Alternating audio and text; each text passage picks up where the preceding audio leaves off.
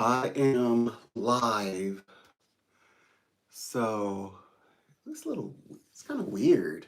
I mean, I guess that's fine. I don't know at all what you all, I guess you all can see me with cards. It's looking over. I got the laptops here, so in my line of sight, I definitely need to go to this one. Okay, so I have all my thumbnails together. Yes, I've got all my thumbnails. There I am. And yeah, so I'm ready for these conversations. This is one that I've actually kind of been hinting towards, so I kind of talked about it some. Don't worry, the one that was already up, I put it in unlisted. Um, I think it's a little early to be. I just realized that a lot of the information I'm sharing, people are like, that's because it's it's a future. It's going to happen in the future. um. Hmm. Also, by the way, I want to come in and say thank you so much. Um, yeah, thank you so much. The last lives that I've been doing have been a success. I think people like when I come on and do this in a camera or something. For some reason, that attracts you all, and it's just me. I don't change what the or I guess the title. I don't give it a title. I just keep the same title, and you're like, oh yeah, that's the one where he's more laid back. But yes, I did. But then, I know people are coming in and are like, what about the story? So I have to give to all, and that's what I would love to do. So I'm going to do that. I haven't turned on my lights, so if I look a little bit shrouded, I'm a little bit in the shade. Um,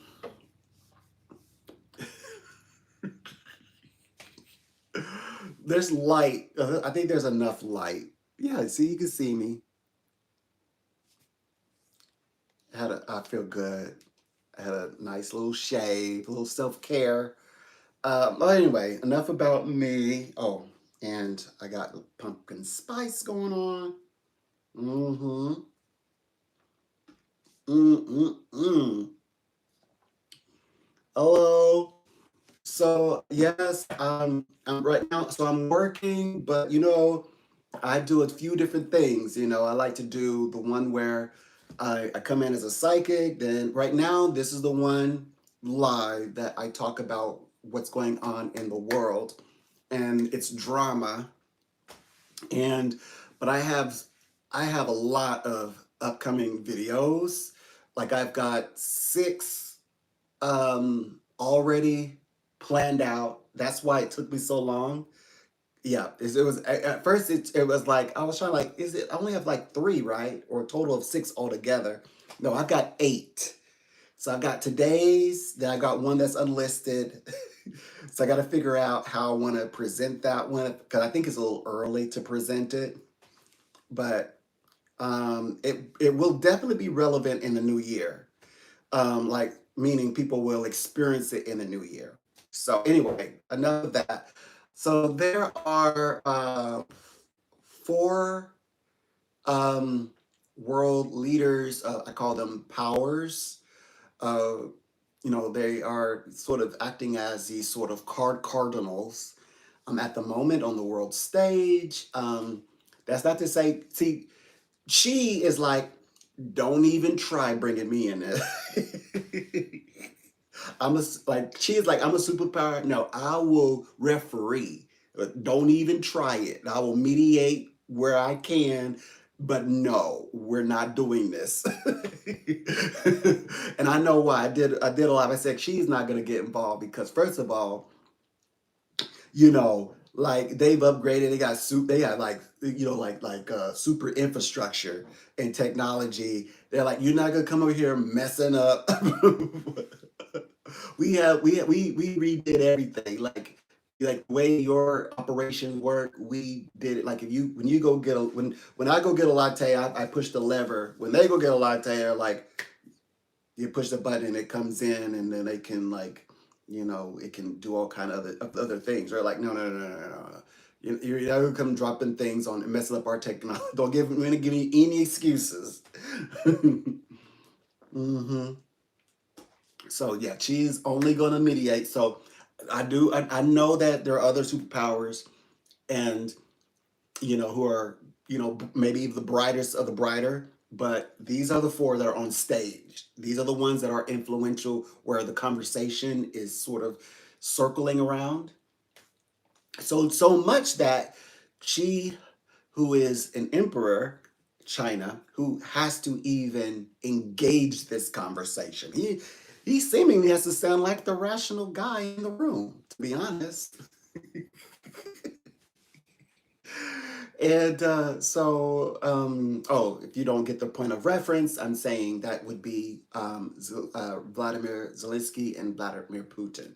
So, yeah, Ukraine and Russia. Okay, so the way that it goes is, I think if I could recall, Putin is at the highlight, and it's fitting that I have, okay, so it's, um, okay, so I believe it's Kim Jong Un is at the bottom. So basically, I'm going to sort of correlate the drama, draw the lines.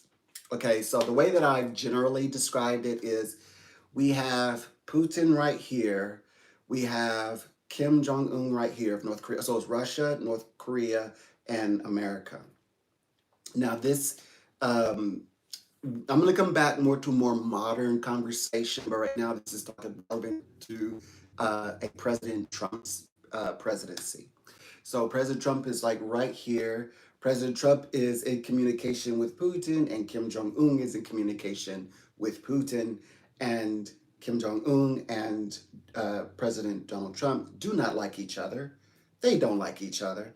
So I always make that kind of make a little funny little humor, sense of humor that uh, that President Trump and Putin have conversation, and and then when that meeting's over, Kim Ung is FaceTiming him, and that's and then the first thing he says, "Yes, I'm okay." Did President Trump mention me any conversation? So I always think of that. So it's like that. There's a little of a drama element to it, and then of course, but we know on a more serious side, this is now I actually said that. Now I do have an appreciation for all countries, and yes, I mean I to the point I wanted to travel to. I believe it was Saint. I don't know if it's Saint Petersburg. I wanted to travel someplace in Russia. I wanted to go just to travel there. Like I traveled to London. I wanted to. And so when I say that this is not a bias, and I'm not even oh yeah, it's I know it's not that I'm xenophobic. No, it's nothing like that. But I do. I mean, I did not that it had anything to do with my personal feelings. This is what I was told. I was in these visions that God will not let Ukraine down. God is just not going to let Ukraine down. I was on. I was like in the like with the very beginning. You know, so that had been like over 100 days ago. I was like, God's not gonna let it's not gonna let Ukraine down. As much as I mean I have an affinity for all countries, and it's nothing, I mean I even like on a human level, I mean there's at times where I have appreciated even Putin. There's an appreciation for Putin. I don't hate the man, and I do believe that there's parts of him that are redeemable. For example, I also say, like I know Western minds are like, he's gonna do it. He's gonna do the whole nuclear thing. He's gonna be, he's gonna bring in the Antichrist. They want to make him out to be the head of a beast with the crown on his head, And I'm like, that's not. I mean, he wants to be everybody. Like, okay, people want to be a bad guy, but not that kind of bad guy. Like that's crazy. Like he says, like, wow, I mean, we're bad, but we're like that's evil. We don't want to be evil. We don't want to be the one go down in history. Oh yes, I nuked and I brought in the Antichrist. No, that's not what he's not interested.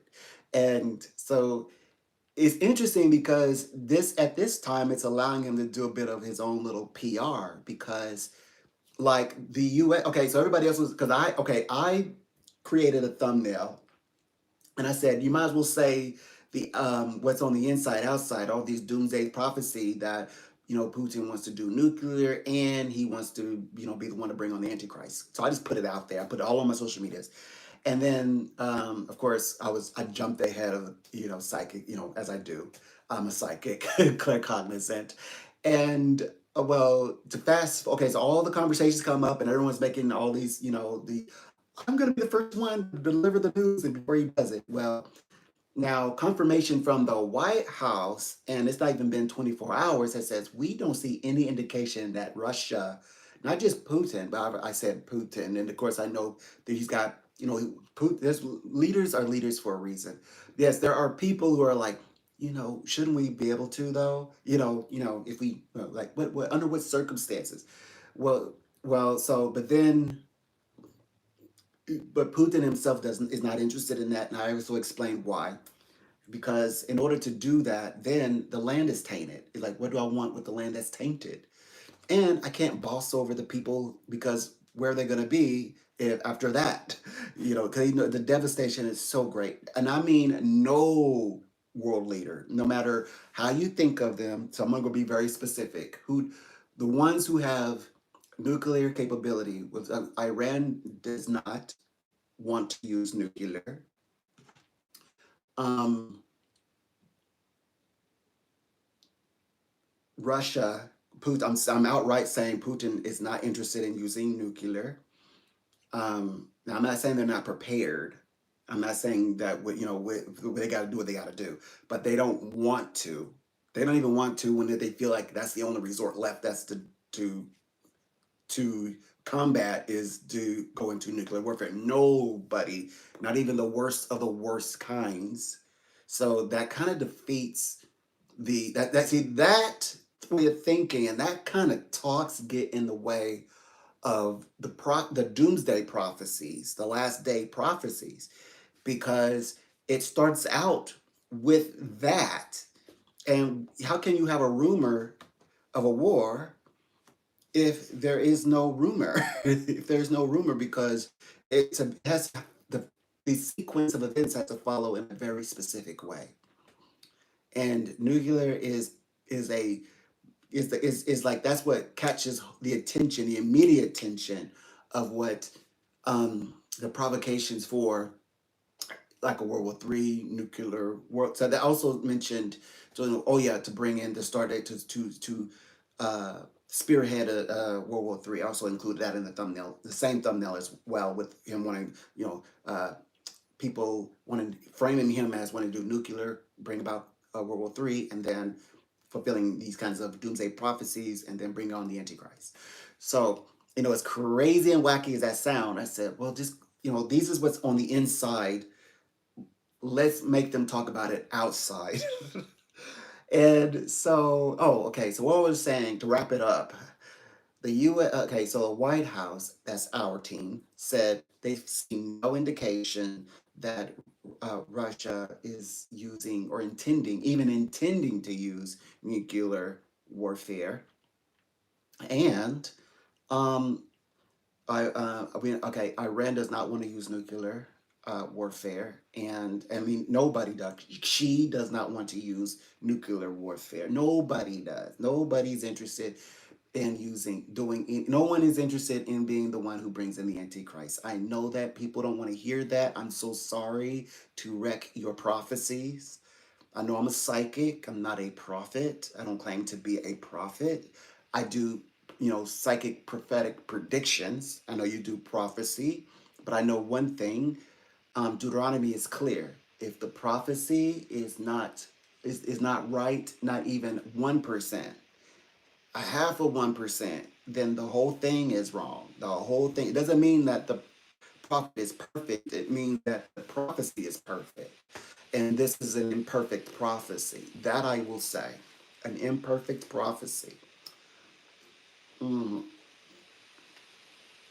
Now, besides all that, so this is not about, anything regarding in the World War III. No, it's not regarding any of that. And this is more speaking to just the drama, like the entrance. Okay, the entrance way, the archway in which the U.S. President Trump walks into the world stage. I believe it starts with the Ukraine-Russia conflict.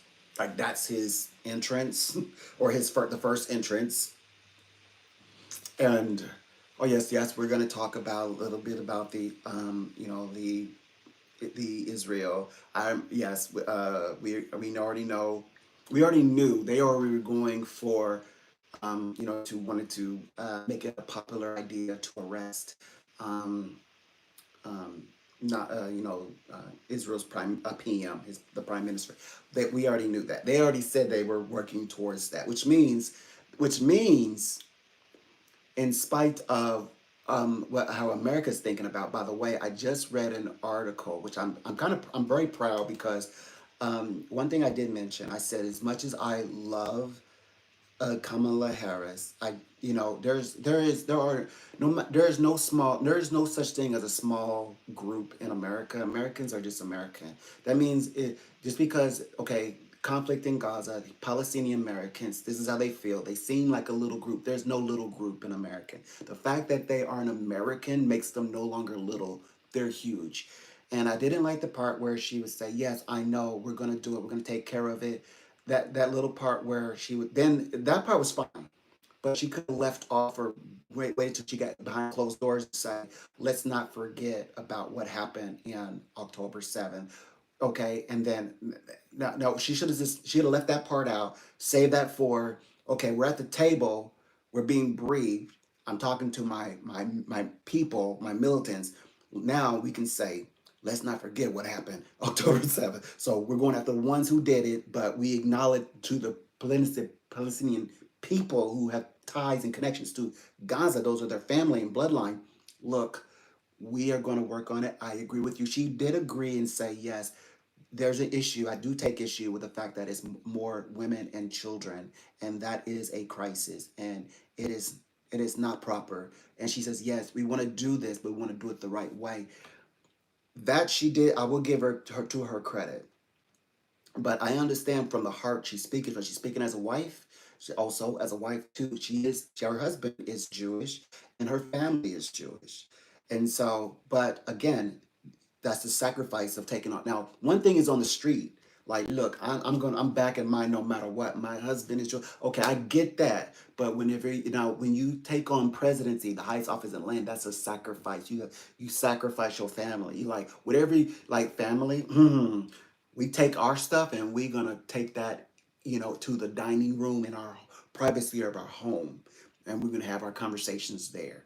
This now we here in our home, we have our loyalties, but right now we have to address the people, right? So, and that was a loophole. So okay, so Biden, the other people are starting to differ from the whole, Biden's administration stance, which ties into Kamala Harris's stance when it comes to concerning of Israel. Now, with that said, Biden has come is come. It think sort of like you help somebody and they turn around and bite you. That's kind of what the not Israel itself, but the prime minister now who has done. Not like he says, I don't care, I don't need your wisdom, you know. And because first of all, it's like, what you do to Israel, it'll be done unto you. But hold on. God did make a covenant with Israel. We know that. Everybody knows the Bible. But guess what? America's not written in the Bible. But guess what?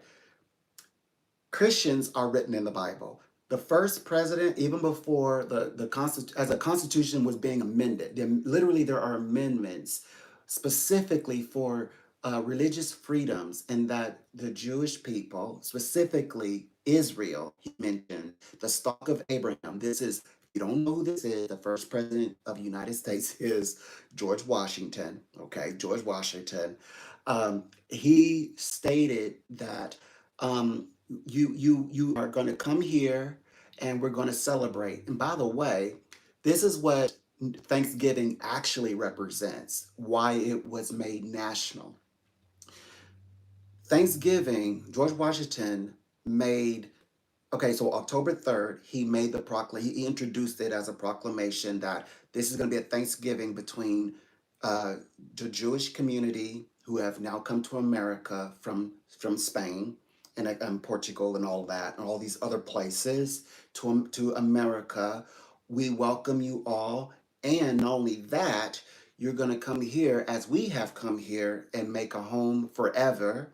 And we're going to be safeguarded and have all your religious freedoms, and there where there are no well, today we would use the words anti-Semitism. No, none of that is welcomed here. So that's how he worded it. He said, and none of all of the bad stuff spoken against, none of that is welcomed here. So that was, and then so the same year, which I believe, okay, so in the same year so that would have been, so that happened in October. So in the last Thursday, that's why it's on the 28th this year. The last Thursday of the month of November, which would have been the 26th in his year, the year he made the Thanksgiving proclamation. I wonder if it was 1768. Let me see. Um,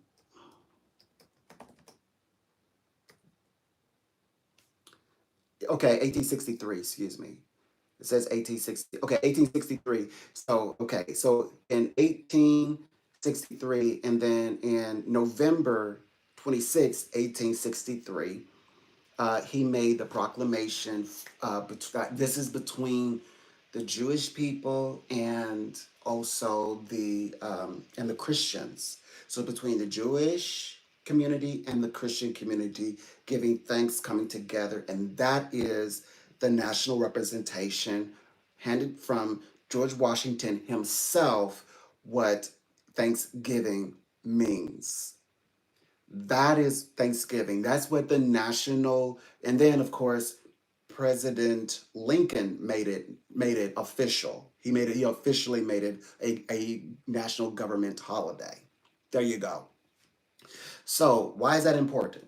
Because it is George Washington, America, who made covenant with Israel, not the other way around. God made covenant with Israel, but there are checks and balances. Now we know that, well, there's more conversation I'm going to go over. Yeah, I don't want to spoil it. It's a story. It's a story, okay? Okay, but I'll give you a little bit.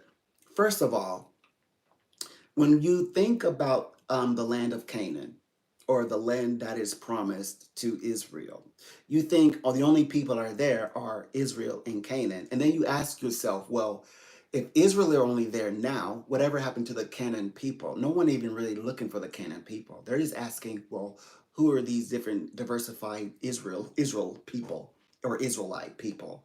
Who are these other people? And do they actually really truly have bloodline that makes them maybe some part of a tribe of Israel, like a direct descendant? How amazing and cool would that be, right? Well, in the Bible, the real source says that no, it wasn't just Israel and the Canaanite people who are there in the land of Canaan, the promised land. No, there are many nations that before they even enter into the land of Canaan, they were made covenant. God made a covenant with them under the house of Jacob. So there are many nations, right? Remember all the wars they had, as Israel was traveling from Egypt towards Canaan. All of those groups of people and tribes after those battles had happened, actually followed and kept step with Israel, and Israel was actually asking Moses to go up on the Mount Sinai and ask God what gives, like what are they doing? And but the great plan is that God he engrafted all of these other nations into Israel's camp. And yes, more it wasn't just the little the little ones. Like it wasn't like it was the young ones. It was actually women, children, and men of promise. And not only that, they are referred to as nations. So, like when you read, let's say Leviticus 20, I think believe it's chapter 25. Yeah, it is. It's Leviticus 25. The conversation is, well, what about, like how you get to treat, people you conquer and things like that. Well, I'm not even going to go into that conversation, but there are three groups that are discussed, first of all. It's not just Israel, just beaming, like Israel there beaming over Canaanite people. No, no, no. There's three groups here in which Yahweh uh, he addresses. He starts out addressing Israel or Moses. Then he starts addressing the Canaan, by the way, who are Semitic. So the Canaanite people, by the way, when Israel arrives, they're speaking the same language, Hebrew. Okay, so you got to remember that. And then secondly, are the nations. So, and also Egyptian. So you say, well, like it's just Egypt just bam, this boom, boom, bam, bam, and then God just like said, get away from my people. There were Egyptians marrying each other into Israel, and actually were blessed. That's in Leviticus 24. Before you even go into Canaan, the land of Canaan, in chapter Leviticus 25, Egyptian man is with an Egyptian woman, and then of course there's at times where like I believe that's Abraham, being Israel with Hagar, who is an Egyptian woman. So yes, and God had no problem with that. By the way, there's no issue there. So anyway, what I'm saying is it was God was teaching Moses diversity. So I'm just saying, my point is this: Israel have always challenged that idea, like this, like God made a promise. God promised us, but the bigger scope, which I'm gonna have a special live for that, is that you know in God's family, there are many, there are the people, the nations of the people. So if he can do it for the land of Canaan, he can definitely do it for the world. Okay, so then there's another little element to that. So if the fast forward to, like today, people were trying to, people wanted to view Canaan as like the lowest of the low, like oh they got this coming to them, they deserve it, and they go back and they go base it off to one seed that was planted, an indiscretion, between a son and his father, and I have there's a whole live on that. I'm not even going to go into that at this time. If you don't know what I'm referencing, that would be Ham and his father Noah. I will do a proper live on it again. I do many lives on it again. But no, for example, to get straight to the point, okay, so archaeologists actually have gone to the like areas like in Canaan and did find Palestinian people there. And they also found that they have like up to like 80 to 90% bloodline connection to the land of Canaan, or the we call the Canaanite people. But that is traceable because first of all, they are Arab. That's why they're not that like okay, we got to use okay, this is where the archaeologists were kind of perplexed because when their Bible, which not my Bible, but their Bible describes, my Bible says doesn't even describe a war, But in their Bible, they always teach that there was this great battle, this great war, and the city was leveled and destruction. And they basically, Israel is just dominating over Canaan. But when they went and found, they found that they found a city, and there with no DNA evidence that there were ever even a battle, and that they were coexisting, and that the Palestinian people were actually farmers. The Arab, which Arab actually, when they also discovered that the Arab came from out of from coming up from southern, like out southern up from the south in Africa, were hunters and gather, and they could hunt and things like that. But these the five that they found were actually farmers. They were farmers. These particular Palestinian ancient people connected to, they found it in the land of Canaan. And that's the connection, because Arab, that's why, okay, so I made an analogy. Whenever something goes down, the people who show up, that's your family. Okay, Palestinian people, things went down. Who shows up? It wasn't Israel people who showing up. And they also, their doctrine is out from Egypt. Egypt is Arab. So like it's Muslim, to be specific.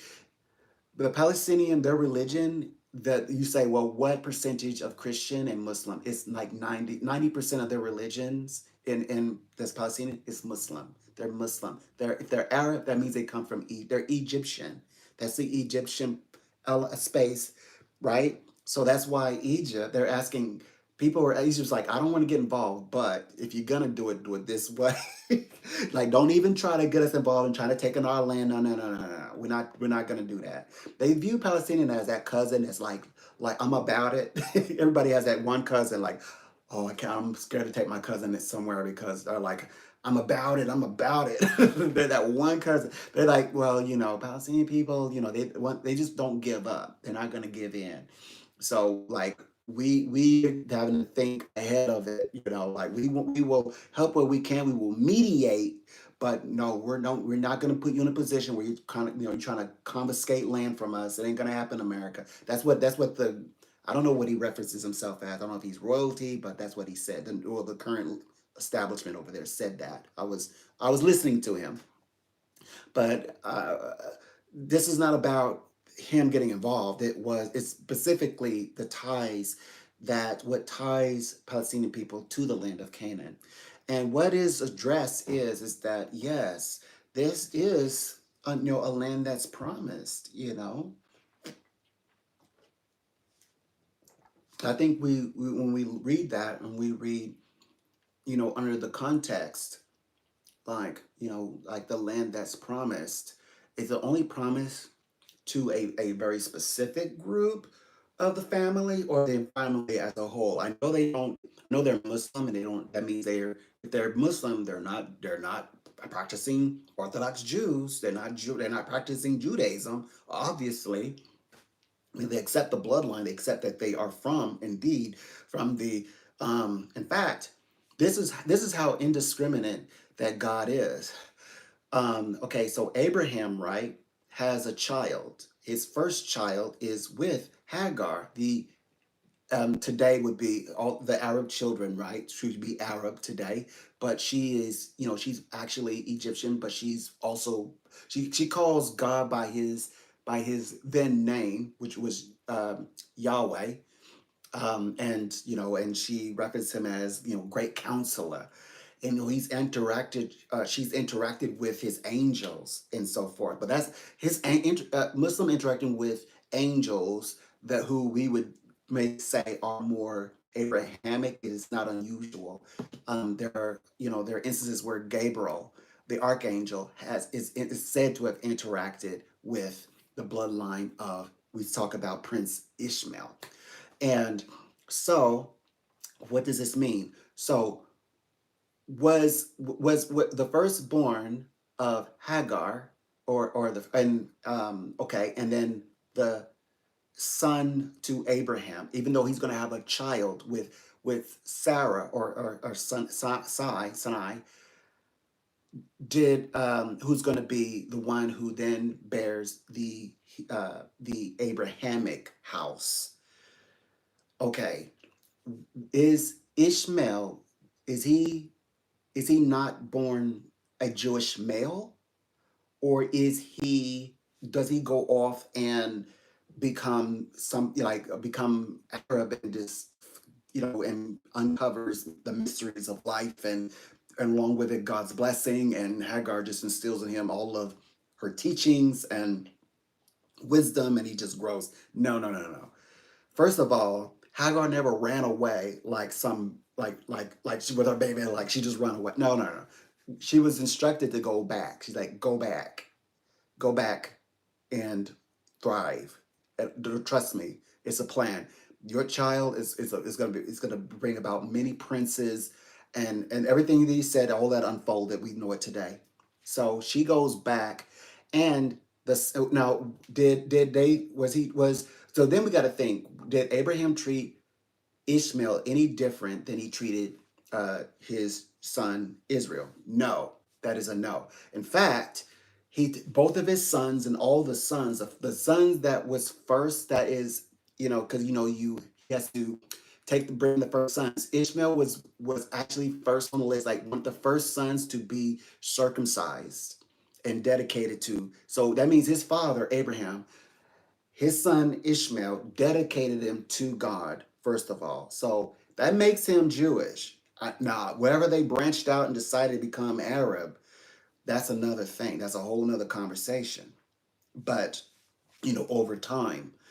And in that context, I can understand why there's a great division, because it's like, well, you're not acting like part of the family. I get it. I have disassociated from family members myself, as cold as that might sound.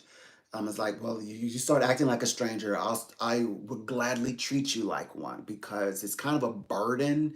It's the burden I take on to have to work with family members anyway when it's called, when it's time to do so. They always want something. So I have no problem letting a family member like, oh, you're tired? Thank you. That's a blessing in disguise. That means you're ready to go live your life and grow up. Because the family members that I have around me, I raised, I was in their lives when they were like little, I had to, like, being older, I entertaining them, and watching over them and things like that, and giving them instructions and wisdom. So, having to do that as an adult, I'm like, oh, thank goodness, you're tired. You're tired of me treating you like you're still, you know, like way high, ye high. So okay, you're gonna go live your life. Great. All of my enduring ones have crossed over, so there are no tears lost here. I'm like, go find it. Whatever you're looking for, go find a chunk of gold and like marry and be happy. Make merry. That's what I'm saying. So I get that part. It's like, well, your book don't look like my book. So where did the change happen? I get that. Like the kinds of words and conversations. If Palestinian were truly, like, if they were like absolutely like Canaan, the verbiages that you would think that see, Canaan, like, people have a direct connection to the book called the Bible.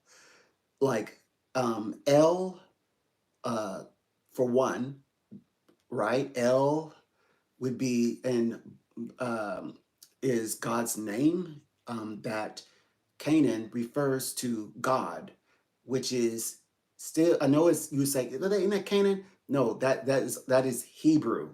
That is Hebrew, but Canaan, people, refers to him as that. And of course, God introduces himself as Yahweh to Elohim to Israel.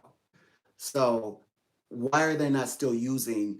Well, I mean, like, if you have a direct, if you have a direct link to an inheritance, why would anyone want to rewrite their identity and separate themselves from their inheritance? I'm not saying that they are no longer, or that this disqualifies them. I'm saying that this even makes them more linked in to the house of Jacob originally. But what I am saying and I am implying is that they were in the land of Canaan as Israel is in the land of Canaan, just as much as they're learning about more about at the time Israel. Israel also is learning about Canaan and things like that. But then there's a question mark of the Canaan people of Canaan who are going to say, I have a direct connection to the scriptures that are, I don't mean this disrespectfully, that is not the Quran, but I mean the Old Testament, the Old Testament. I have connections and ties that my lineage goes into Old Testament scriptures. I would never distinguish or even confuse my identity. I wouldn't add extra paperwork that would, make it confusing of who I am. My footprint is in this script, and I want people to know it. That group, I believe, is still question mark is still there. Still looking for those people. We don't even know who they are. We don't know where they are. So we say. So so with that said, that is that's the whole bid of why Israel, well, particularly not Israel itself, but Nahu can be challenged. This is why he probably is going to be challenged. When they talk about Zion, Zion is indeed a city. And by the way, people have, when you talk about Isaiah 45 and they think, oh, yes, God's going to give us this and that, they're not reading it correctly. They're not reading it correctly. And it's another long live, so I'm not even going to talk about it. But I need to say this. I need to borrow a little piece from it. Um, well, okay, how can I word it? Okay, so basically, um, okay, I want to word it. I want to be I got to be tactful. So, okay,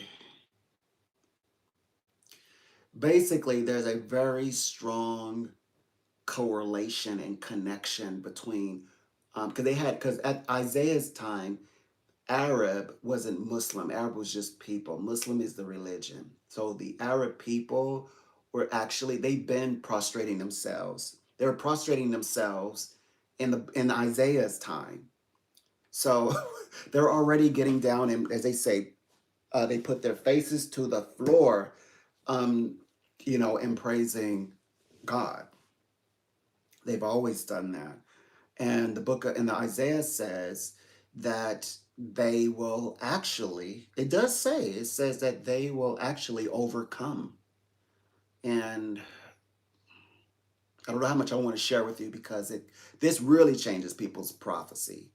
Okay, so basically there's a battle going there. And it says that battle that people think about, they're like, well, they're going to take over and they're going to rule and reign, and God's going to give them, servants and slaves. But that's not what the Bible says at all. God says, I'm not the God of, I'm not, my city is not Babylon. You want Babylon. I'm not going to come and be a God over Babylon. But then he mentions Zion. He says, I am God said in his words in Isaiah, he says, I am the God and the founder of the city of Zion.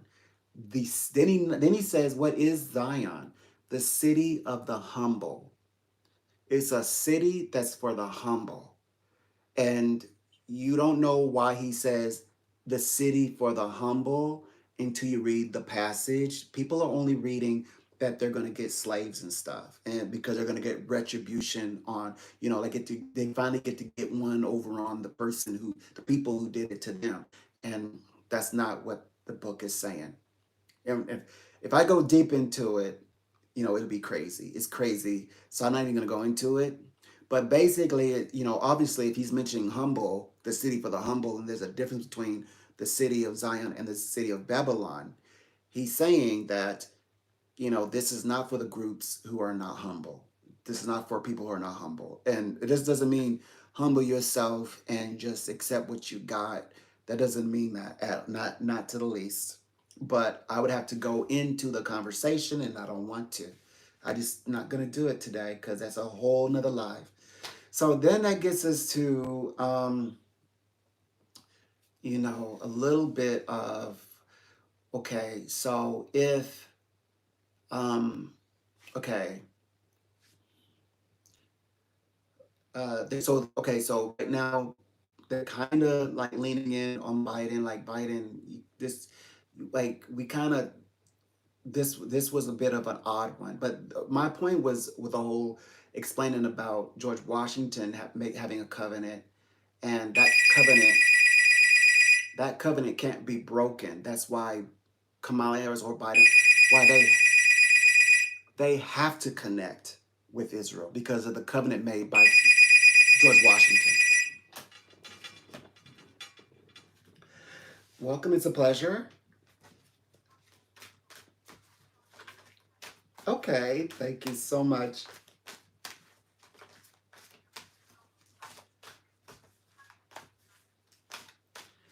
Welcome, it's a pleasure reading with you today. I'm Psychic Donald. A pleasure.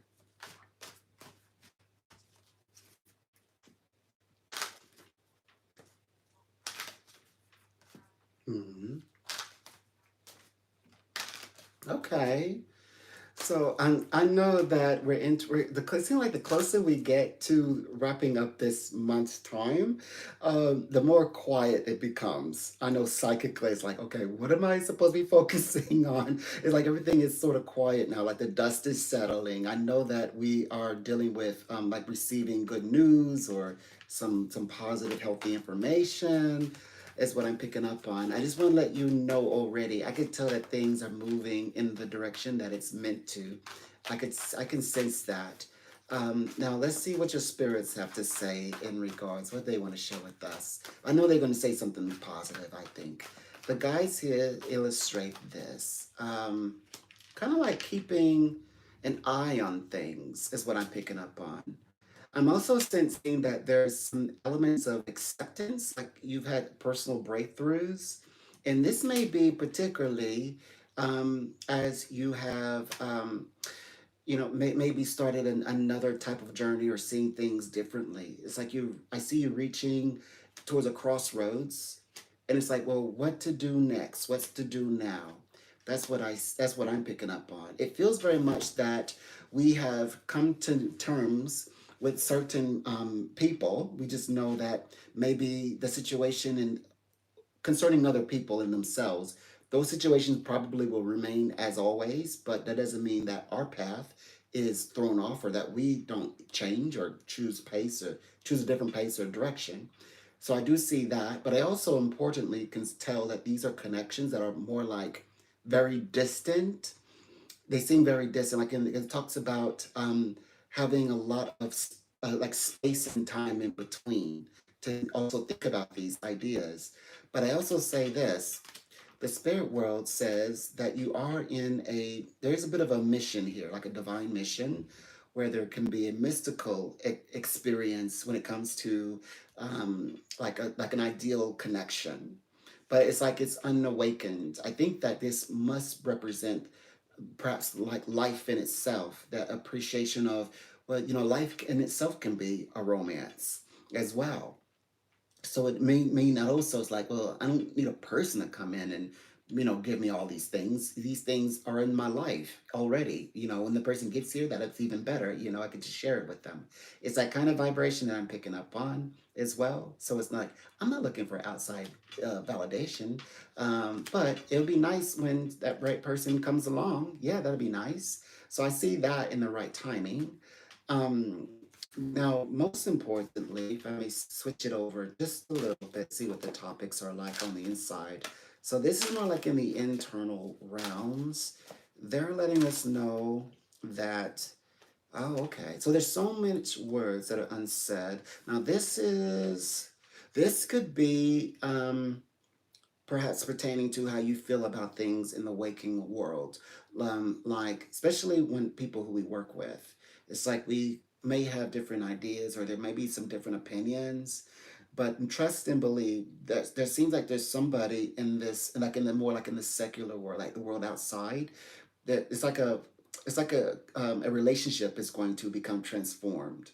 It's going to be different than the way that it was. I see friendship, and I also see expectations of friendships like transitioning into a new type of friendship or a relationship. And it may even be a relationship that usually this is not the trend. It may mean that, okay, it's, we need to get together. So the conversation is always backwards, is always get what you need and go. But I feel like something with it is going to deepen and transition into something more, a little bit more favorable, is what I'm picking up on. Which it sounds like they're showing me that something that you've been thinking about, like your idea comes to pass, something that you've wanted to see happen in a particular situation with a very particular individual, it finally will happen. So I think that you have the ability to change how people are interacting with you. So if it's, been a bit stressed or tense in the beginning, now it's, hey, I'd like to turn it around. Now it's like, oh, I got like, wow, this person is like they're a totally different person now interacting with them. And so I get that strong sense that you are stable. They're telling me that you don't have to make a physical shift. I mean, if that's what you're intending to do, by all means. But they said the shifts are going to happen actually within the spaces that you're in currently. That's what I want to say. And then for the highest vibration, like what you should expect or what is there to anticipate, they're letting you know that you will. What I've got here. Hmm. Okay, they said odds. Okay, odd elements. Okay, health wise, connection wise, this is you being more expressive. Okay, that's what they're indicating. So what you should be doing right now is definitely connecting. I feel like it's like getting connected with the partnerships more like in the where there's events and things that things that you would want to be doing, like maybe on the day to day. I guess that's where we want to place our energies actually. That's what they're referencing. Because here it describes that you've got all the energy in the world. It's going to flow quite nicely. You might find that, people who are especially like lateral, like getting together with someone with a lateral type of partnership. Um, they said that right now you're in like you're kind of solitary right now, like you're just to yourself. And that one-on-one connection, actually, you would turn this into something lucrative. It like in another way, it could come across as like to open doors for yourself. It's a high motivator. Uh, Anytime you like, you have a question, you can ask.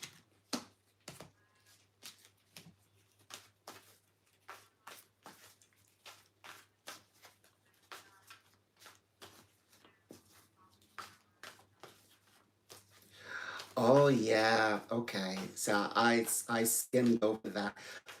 So what you're going to want to do is you may want to, I mean, I'm not saying that you're ready, but I have a feeling that your new journey doesn't have anything to do with going back in the past to the ex, because that's what I was kind of talking about in the first read. They said that you would be letting some like people, they would just kind of like back away, disappear, and it's coming to terms with them actually being out of your world, out of your space, out of your influence, out of their influence. So this is your process of moving on, and that your new charmed life can be very romantic. That's to go back to that. That specifically is speaking to like people like exes and things. That's very true.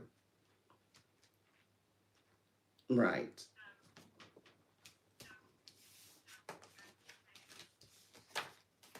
Rather entertain the new way of life. I'll say that.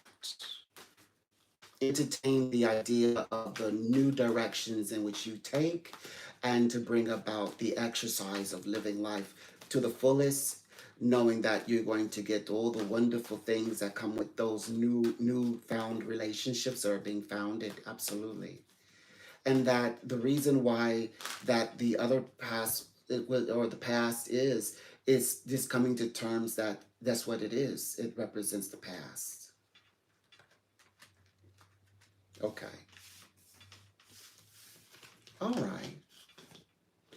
Well, it's a pleasure answering a few of your questions. Good luck. Have a great day. Bye. Okay. Um,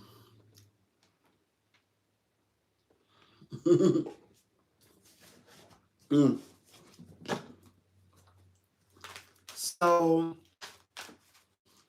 what I can see is this. Um, your situations that deal with, I think that when we okay, so when we're referencing like what's going on in like okay, so what happened in the book of Isaiah and then what's happening now and the meaning, the symbolisms. By the way, um, this is what people don't really understand. Now, scripturally, in the book of Isaiah, the Arabs of that day did not want the city of Babylon. They did not want Babylon. They actually, it says that they overcome, Arab overcomes Babylon, and they don't want not even the women, they don't want the fine men, they don't want the money, the gold, they don't even want the land. The land is described as being very like it's likened into a swamp, is a way that is described. And it is I don't know how anyone who is interpreting, I believe it's Isaiah 45. I don't know how they're not interpreting that, they're not seeing that, but they're interpreting it as like they're going in and that themselves are going to go to war and do a lot of conquering. I mean, not necessarily Israel, but the people themselves. Even though in the book it's talking about the Arab nation, the nations around Israel, it's Israel and the nations around Israel, and then in the midst of these surrounding nations is Arab.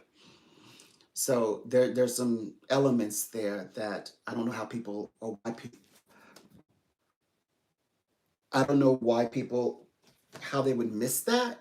Yeah, I don't know how in the world they would miss that those correlations. That's why you can't trust anybody. I can't trust anybody because it's it's dreadfully not the case. But anyways, so what happens now?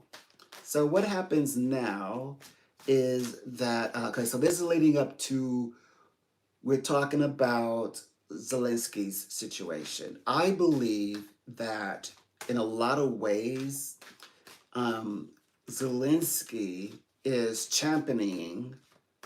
I think he's a champion of the gods. And I think that, and I keep saying this over and over. I said, God will not fail Ukraine. God won't fail Ukraine. And but I also know that with the way that it's set up is that um, Putin's heart is like he's not Pharaoh, but he's like an unto Pharaoh. His heart, I mean, the heart of Pharaoh, even though he's kind of, they said that he's at the frequency of an emperor. Putin is. That's why Xi and Putin, they understand each other because Putin is kind of like basically he's like an emperor now. He's not just a president. He'll probably be president for the rest of his life, most likely, and absolutely unchallenged. So, um, and yes, he doesn't. He does. He cannot, for the life of him, he does not want to let it go. He's not going to want to let it go. Most likely, he won't let it go. Um, Ukraine itself, he doesn't want to let go. It's the principle behind it. He doesn't want to, but um, you know, there's okay. There are prophecies that are very interesting that come from the I would say the Roman Catholic Church that they believed. I believe it was the whole Fatima thing, Lady Fatima thing, that they believe that Russia's spirit is unsettled because they never received the mother, the divine mother, is that how I would word it. And because they're unsettled, they always seek war. The war always finds them. And that was an actual prophecy through the Fatima mystical experience of the church, which I do find fascinating. But now, the way that it came through for me was Russia has learned to hate. Now Russia must learn to love. That was the way that it was received. So a lot of the scenarios that they go through is Russia going through these uh, very heart-centric transformation moments, especially meaning Russia, its people. I'm not saying Putin himself or those who are in leadership with alongside him or his advisors. I'm saying specifically the Russian the people themselves. And the other aspect, that's interesting enough, is that um, sometimes I get the vibe that um, I get this. Sometimes I get the feeling that Russia as a whole, it does not want this to happen this way. They said that sometimes it's like it feels very much. Um, I mean, this is if there were two distinct countries, this would be like a civil war. They feel like they're just challenging. They have such close relations and proximity. It's like they described it as like brother against brother. That's like describing a civil war. Just this over different of opinions and ideas. But we know that they need to be respected and looked at as distinct, very distinct nations and people. That's why Vladimir Putin said there's absolutely no way that they're going to settle or even acknowledge that the current occupied uh, as parts of Ukraine by Russian military are actually Russian territory. There's no way, because that means to get ahead of the conversation of this would be how peace, how unrest would be settled. I believe that's how they would put it. Um, and okay, so now to talk about the numbers. So why? Okay, besides no one just wanting to nuke things, it still wouldn't even make sense to nuke land that you want to take over, just and then tell your people, like, look, like as in Putin want to tell his people, look, we've got the land, look, we got it, yes, we did it, and it's all nuked up, and he can't touch it in 20 years.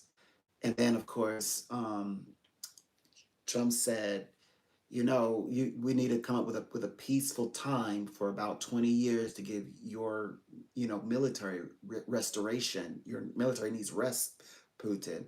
So that was very interesting that he uses that two numbers and that time frame. Of course, because he used that number specifically, I already know Putin is rejecting. He says, I don't want to be without I don't want to like destroy the land, so it cannot be used, in the span of like no less than 20 years. But neither do I want to wait 20 years so I don't possess the land. That's the same equivalent. It's like it's nuked, or I can't have the land, or something is stopping me from having the land less than 20 years. So there's nothing that is really going to be able to be said that's going to get him to detour, change his mind. The only thing that there would be like a deterrence would be the risk of, but now he's becoming more, now that he's so wrapped in, it's kind of like once you start, you get into the battle and you get a little blood on you, but then you like, okay, but you're so caught up in it now there's no real reason to go back. He's all adrenaline. He's like he's trying to get his hits back, his licks back in. So how is he going to be able to say, "Oh, okay, it's fine," not in my lifetime. I get it. No, not likely. Not likely. Yeah, this is going to be something that now something major is going to have to happen in order for, as you would say, so Zelensky to get his wish. Yeah, that at some point in 2025, that the world, the war in his world ends. That the world will see that the war Ukraine and Russia ends in 2025. Also, 2025 is about the human heart, so that's a good thing. I don't know what it means for Putin necessarily, because sometimes I get human qual. I get some of the qualities that are sound a little bit more promising when I read for Putin, but I know deep down, regardless of what kind of light energy I get from him, I know that he specifically wants that land. That yeah, he does. He absolutely does. Um, and and he wants it nuke free. Obviously, I keep stressing that. I don't even know why I keep having to say that, but um, yeah. So like I keep getting information that seem to it's like it's conflicting. It's in conflict with information that people are talking about, like talking about that are like doomsday, like on biblical proportion type stuff. And I don't know why I get it, or even why I care to address it. Why I'm so called to address it. I don't know why. I just do. I just do. I can't get past it. It's like I have to consider, I have to think about it. Like every time that it just comes to mind, it's my thoughts, I'm like, I need to address this. I need to talk about this. So that's what I've been doing. I've been talking about it, and this is this is what is next. This is what's to come, and also or what's not to come. But this is pretty much how, as you would say, things is how things are going to play out, isn't it? It's like, yeah, this is the way that things play out. The most interesting aspect about this current situation is that the way, by way Kim Jong Un is introduced to the world. That's why he's liking he wants to be introduced, and he wants to become among the superpowers. He wants to become a power. I know he does. And I know he has, there are ambitions that, you know, he has that are between North Korea and South Korea. This is maybe well into the future, but he kind of comes across a little young. I know he has some ambitions. He's trying to see, kind of like peek over the fence. He's like goes up, he goes stand next to Putin to see exactly, how like how far into the future can he really see? Well, so let me look up this word. 'Cause sometimes I always want to use this word. I don't know why. Let me make sure if I'm going to use it. Make sure. Do I think what I think it means? Yeah. Well. Um. Yeah. Like a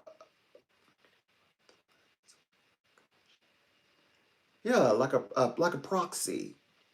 Like, okay, so the proxy of getting involved into Putin's war, but his own ambitions for another type of war, a future war, more personal one. in the future, kind of like in preparation for, like get a little bit of, get a little bit of experience, right? And also get a little bit more into the, become a force. Hmm. That's what he's doing. That's what he's doing. And of course, Putin is okay with that because Putin is like, of course, now like American, street fighters are like, well, why does Putin get to call in friends to help him, and Ukraine is not allowed to?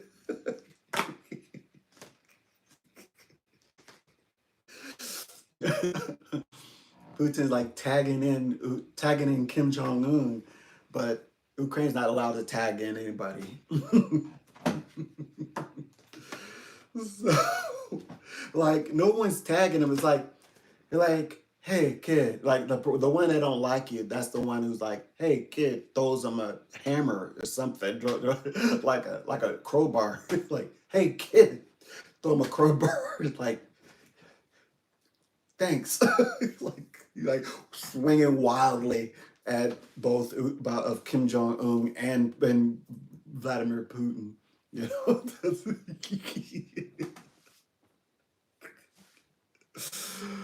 So anyway, so I mean that's the way that it's kind of panning out here. Yeah, it's a smart move. I'm so happy that. Oh, let's go back to this covenant. Like, okay, so why men cannot? Well, I mean, why is America like people ask that question a lot? Like, why? What is the tie? What is the connection? Because like, what is it?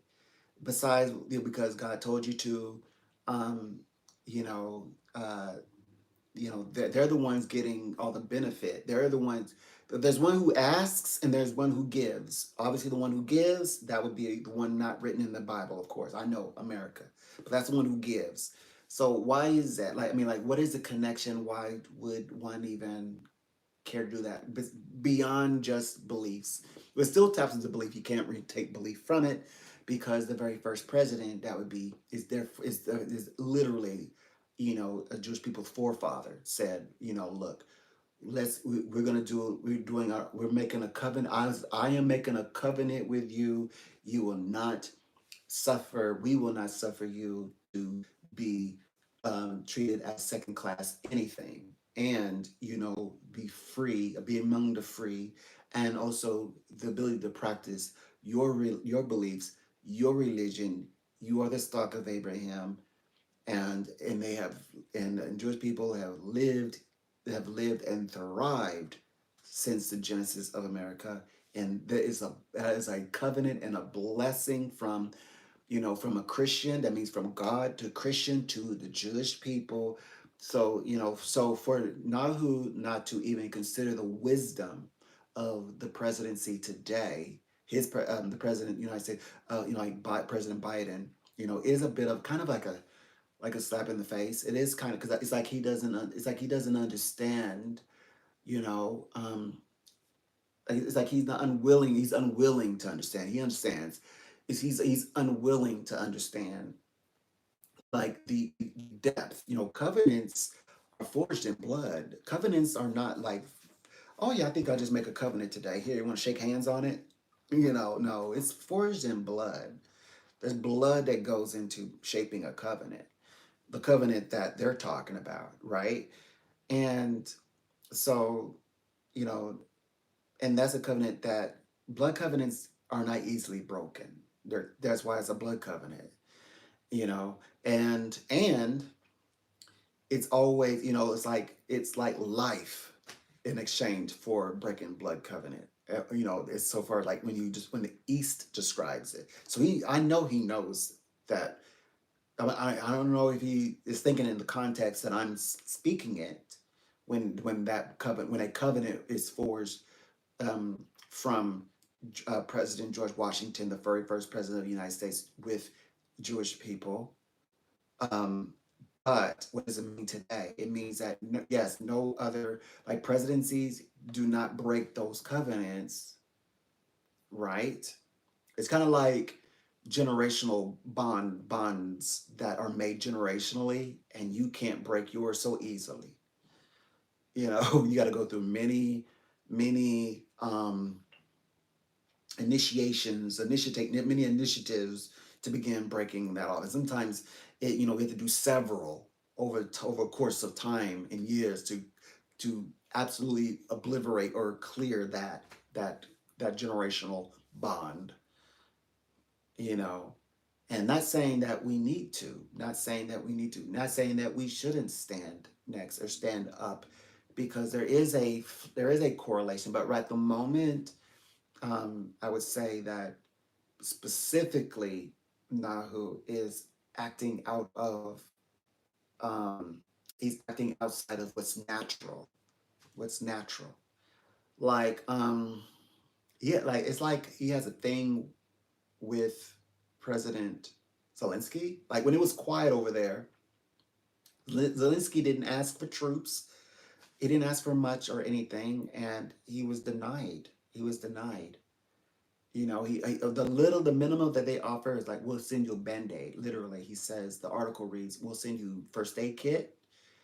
But he was just asking for just a few, this a system that could detect where things are coming from in terms of like as coming through the air, projectiles coming to them. And and Israel denied them. They didn't ask for much, didn't ask for soldiers, didn't ask for money. And then Zelensky, because now Zelensky is also he's Ukrainian, but he's also Jewish. He asks, well, is there anything that I can do to assist in you? And I said, no, there's nothing you can do. You know, stay over there. You know, so it's like, so now they're in their great need and distress. Okay, so both Zelensky asks, you know, for things, and then of course now who's asking for things? They're meeting with Biden at the very same, well, not at the same time, but at random times, but dispensing assistance at the same time. And then when Biden offers a bit of wisdom to settle this and to move past it, Nahu says, well, first of all, I don't give a what you say. I don't care about your the billions of dollars you sent, or the money you sent before this. I don't care about the money you send annually. I don't care about your wisdom. I don't care about you caring how to get our hostages back up. We're not backing down. I don't care if you put out to and an arrest warrant for me. I don't care. That's pretty much what he said. When clearly you've got now they have people from other nations, Palestinian president, for example, speaking to at the UN, to bring their grievances. That's what the UN was established for. Putin wants to do away with the UN and hoping NATO wants to do away with NATO. And okay, so he wants to do it with NATO, and now who says I don't give a care about what NATO is trying to do. I'm doing it anyway, and I don't care about what you doing, and $1 billion of your people, slapped in the face. That's President Nahu, Prime Minister, their president, not Nahu, Israel. He's acting not in step with nature. Of course, we still stand with Israel, but we're just saying specifically, he's not being very helpful, because he got presidents that are saying that we need to come to some middle ground. Like they're willing to talk, they're willing to come to figure it all out, and he's not allowing it to happen. In the midst of as they're talking, he was also, there's not a pretty word to say it, blowing up their buildings. Like they're literally getting bombed as they're in just like saying, look, we're asking, we're pleading, like, can you just tell them to stop? And America's like making sure it happens. And we, of course, the conversation, the dialogue that was coming from the Biden administration through by way of Kamala Harris was no help, to no avail. Like no end in sight when that kind of conversation. It's like you don't know what you're doing. You're getting him into getting Nahu to sit down and have a peace talk. And then also saying, no, we stand by them, and whatever decisions they want to make, and how they handle it, it's up there. It's their choice to make. And by the way, here's $1 billion or plus money to do it. And then also all the equipment that you're going to need, you'll never run out. And then also men, so men and women to make sure to enact in every way possible to make it happen was not helpful. So the NATO had to like go against, okay, well, literally our moral compass, of what we think ethics is. Yeah, that's what I was describing. There's a difference between compassion and ethics. I know it sounds the same. It's kind of classified as the same. Like, where's your empathy? No, I'd rather somebody say, where's your compassion? Because there's not the same thing. It's like, are you looking for compassion or are you looking for understanding? They both mean understanding, but empathy is more towards integrity. Where's my integrity? There is an integrity right now that now who is this is disseminating also in empathy and ethic. That doesn't mean compassion. That doesn't translate compassion. Compassion is interested in kindness. Empathy has nothing to do with kindness.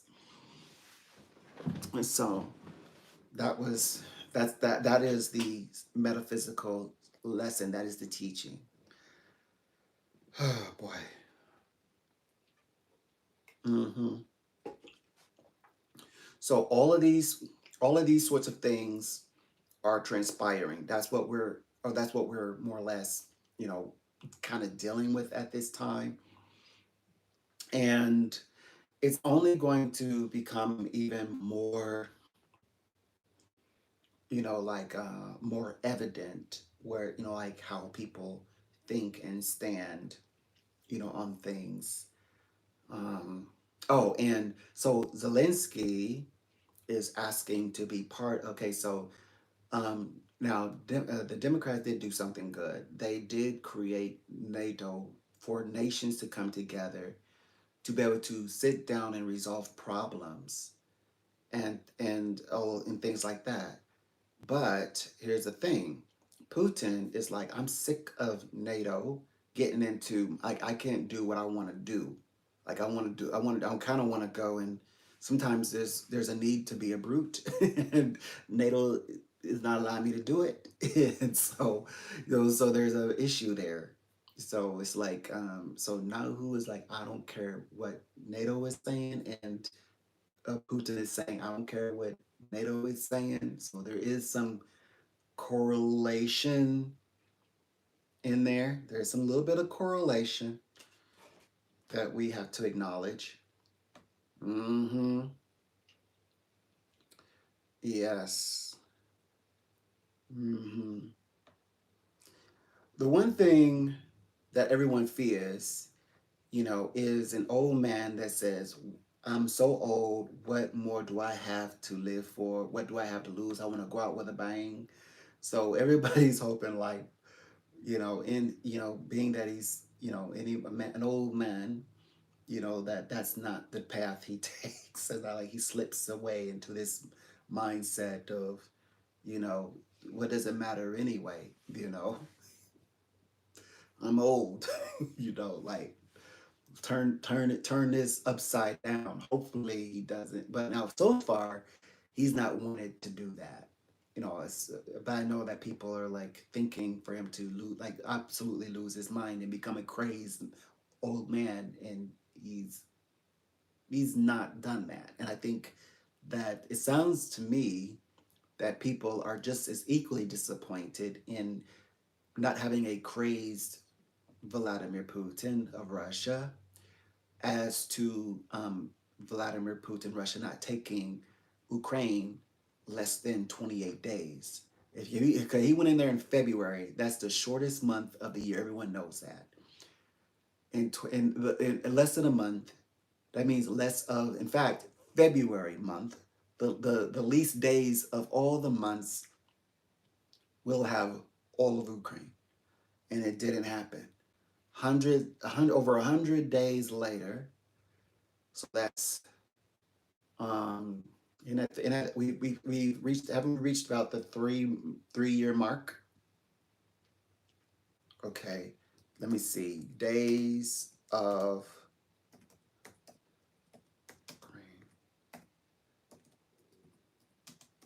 I still like Vladimir Putin though. 1,000 days. So 1,000 days. Okay. But I just think that this is not very productive. What he's doing. Okay, so almost shy a little, almost 3 years. Almost 3 years. Okay.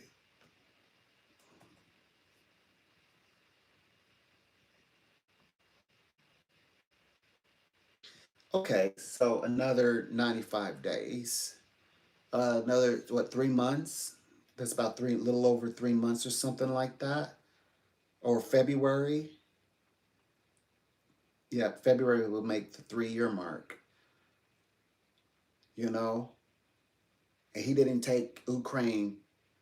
Okay, it took, okay, President Lincoln to literally to free the enslaved Black Africans of the America. It took him 3 years. It takes 4 years to get a degree. It was like the man was he's like an accelerated program. He should get a Nobel Prize. But I know he's a martyr. He definitely should be a saint. He should be sainted.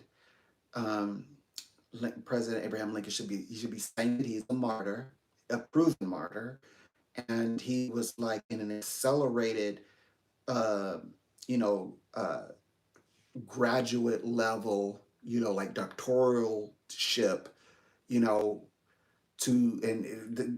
deserving of a Nobel Prize, actually, of peace, to where he, you know,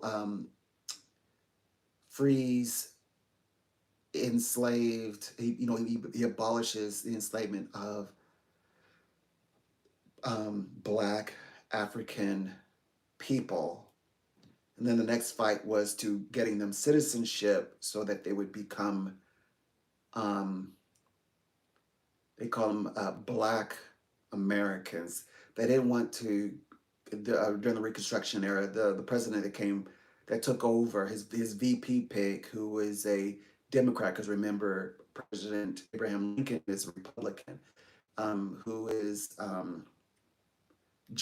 President Johnson wanted to scrap the proclamation to free enslaved Black Africans, but also he created Black codes, and he just said no. There's no citizenship for them, so therefore, they can be called Black, they can be called Negro, they can be called Africans, former African, they can call all that, or free of the like former enslaved, but they cannot be called Black Americans. That's where Black American, the term, comes from. That's why I think it is.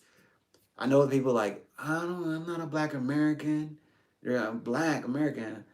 And then it's like, what's an African when they come over here? African American, or a Zimbabwe American? I don't know. But Black American, I don't know. Specifically, I think if more of us understood where Black American is utilized and why American attached to Black is something that um, a presidency, along with, at that time, that regime was like, we're not embracing that. I think more and more people would fight for that. would say, look, no, I am a Black American, because I am an American. I'm not a outcast of the American citizen, first American citizenship. I'm not second class. Not second class citizen or nothing. I am a citizen of American citizen. So that's a little bit of that's a bit of a mental jog, when you go do a deep dive. But I think it's very healthy for such a deep dive. It's very, very healthy. Absolutely. Hmm. Mm. So what time is, okay, we're making good for time here. So yeah, that's all that is, happening at this time with these conversations are, where they're guiding us. And what the next challenges are, what's going to more or less, how they're going to, bring about, these, I guess these opportunities, opening up the doors for these events to play out. These are wonderful events that are incoming, that are inbound, and yes, it has a lot to do with the way that the sort of like the people, the powers are beginning to come into shape, and they're shaping and they're moving into the right space, coming like each of them are moving into a very unique and precise um, setting so that other things can transpire. What has come up. So what's really, you say, well, what's being challenged here? What's actually being challenged here is not so much the idea of, well, um, is that, you know, the war, it can end or it's not going to end. That's not what's being challenged. What's literally being challenged is the information. That's really what's being challenged here. It's not even so much the war anymore. The war in itself, it's happening. It's been happening over the past, a little more than, well, a lot more than 2 years, nearly 3 years ago. But what's really being challenged is the fact that there are so many people in the world in the mindset that this is a time of ending, and in my mind, I'm thinking that if like Christ, if there is an elevator that goes straight up to heaven, to God, it's like Christ is like right at the elevator, like where where there's a doorman angel, a person who's like sending people up, he's like, no, no, no, you don't want to go in there, like, you don't want to go in there and talk to my father right now. Like, first of all, before you go talk to my father, like, go, like, right now, go deal with hunger, go deal with, like, um, you know, uh, go like get people where they can get like things, like day to day things that they need. Go do those things. First, firstly, because right now my dad, he's just not in the mood right now. So it's like, so I was like, why are you trying to like make your way up when there's so much work here to do? So I absolutely agree with that concept of Christ. Like, why are you trying to go up so early for when there's so much work here to do? Absolutely. And so that's where um, a lot of this information is being challenged because it speaks to that. Because in my mind, you've got the people who are speaking the prophecies, these like the doomsday prophecies, and but without it, what are they prophesying? What are they bringing into existence? And and also, like they said, well, it doesn't have a date on it, and then so all this comes up, and it's like, okay, now either it is now or it's at least not in their lifetime, at least. And this is something they got to acknowledge. Like it's like throwing out the fishing line and hoping the fish bites. You know, like kind of like I think they call it like I'm not sure what they call it. I don't know which one where you kind of like firing predictions and hoping something sticks. Like you start talking about it, like, oh, there's these rumors they're talking about it, and this, oh, yeah, this person would do this, or this person. See, I told you, they would do this. It's like in kind of like in hindsight of everything. Like hindsight, okay, you have great hindsight, but I wouldn't call that foresight. Hindsight is one thing, foresight is a whole nother thing. And then okay, you got the foresight sometimes, but then where's the dates and the times that come with what makes a prophecy, a prediction, a prophecy? So it's like they need these crazy things to happen, the unfortunate things to happen if they should ever come to pass, because it'd be to the detriment of so many people. But then that makes um, the persons who dispense this information, um, you know, I guess credible enough to be listened to. Now they've got a listeners, and everyone is like waiting for the next, snowstorm to hit. But then my angle is this: what happens when those things don't come to pass? What happens when they don't happen? What happens when when all the predictions do not come to pass, except one, and that is that President Trump now takes office again. Okay, so now they got that one under the belt, but now what about the rest of the ones they've gotten wrong? I mean, that one was a no-brainer, to be honest. I mean, anybody and everybody saw that one coming, but everyone saw, but like, okay, they didn't mention a trifecta. They did not mention a trifecta. Like, what about that? So, I mean, this is a lot to really consider here. So I'm not sure about the prophecy bit. I'm not really sure about it.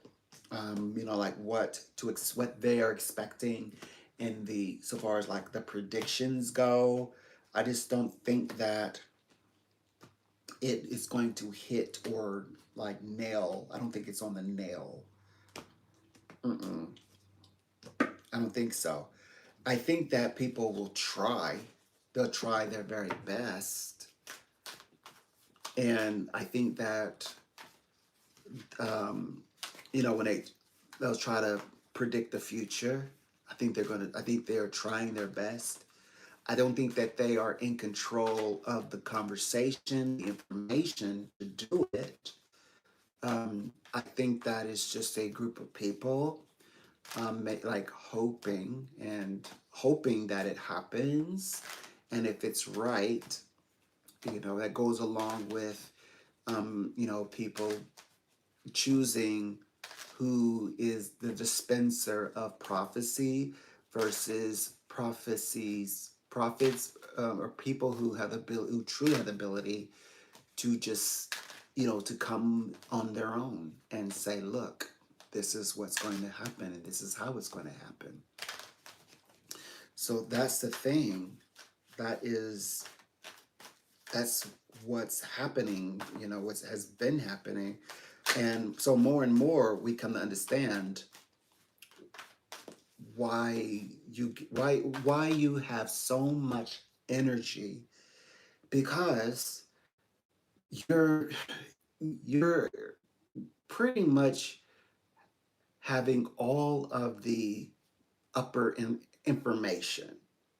You have all of the upper information that, yes, no one else is privy to. No one else has that information.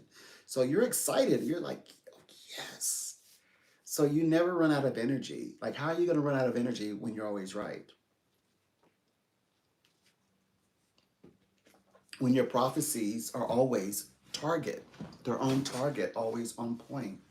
And you're always, supported and taken care of and making money. There's just no way.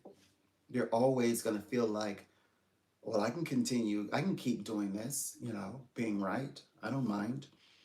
And why would you stop doing something that actually is perfect and works for you, that is good for you? Why would you do that? Because you wouldn't do that. Mm-mm. You wouldn't do it. So it's like, what do you mean I wouldn't do it? That means you're not going to stop here. You're not going to stop now because there's no reason to stop now. When I do my prophecies, when I make my prophecies, where I share with people what I see, I don't take it back.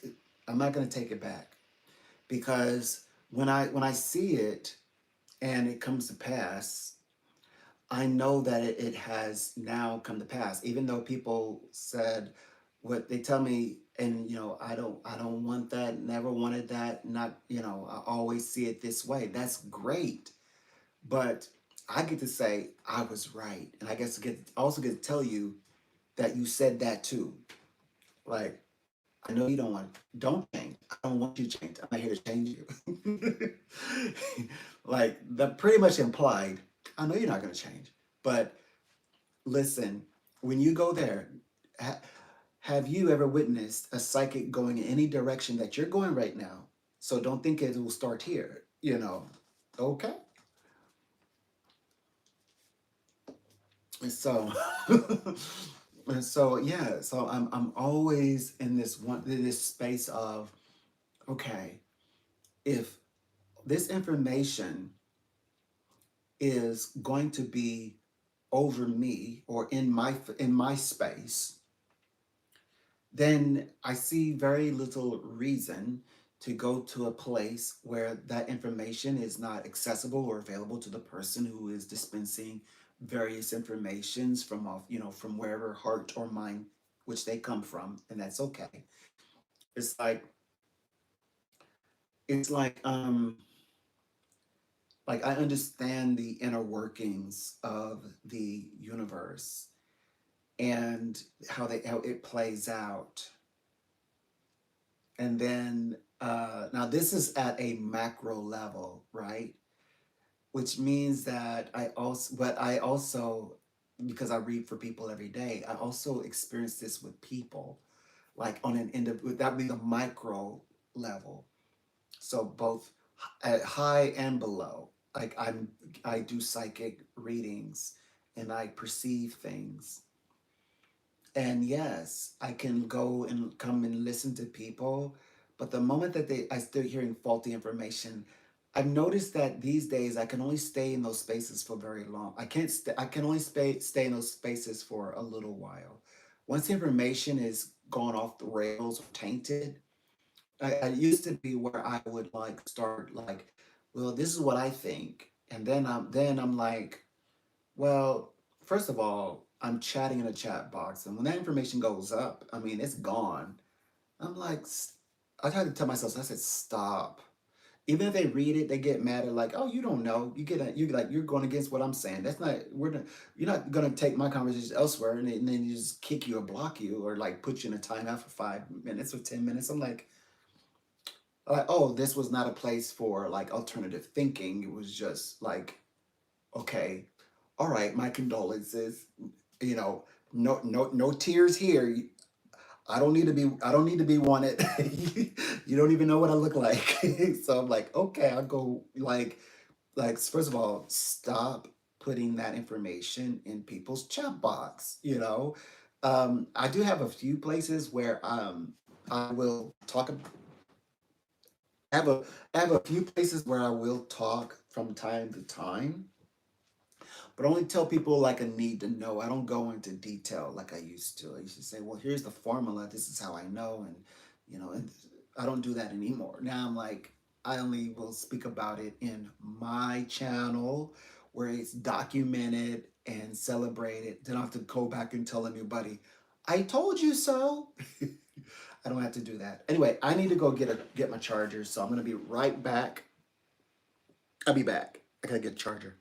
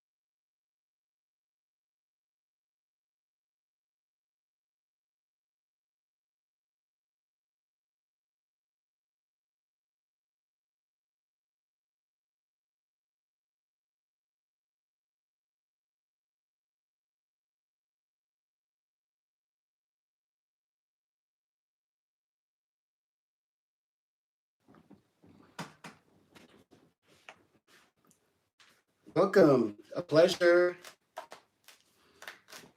A pleasure. Always a pleasure. Mm-hmm. Absolutely. Absolutely. Mm-hmm. I know you that we were in the midst, right? Right. Mm-hmm. Right. Mm-hmm. Absolutely. So, okay.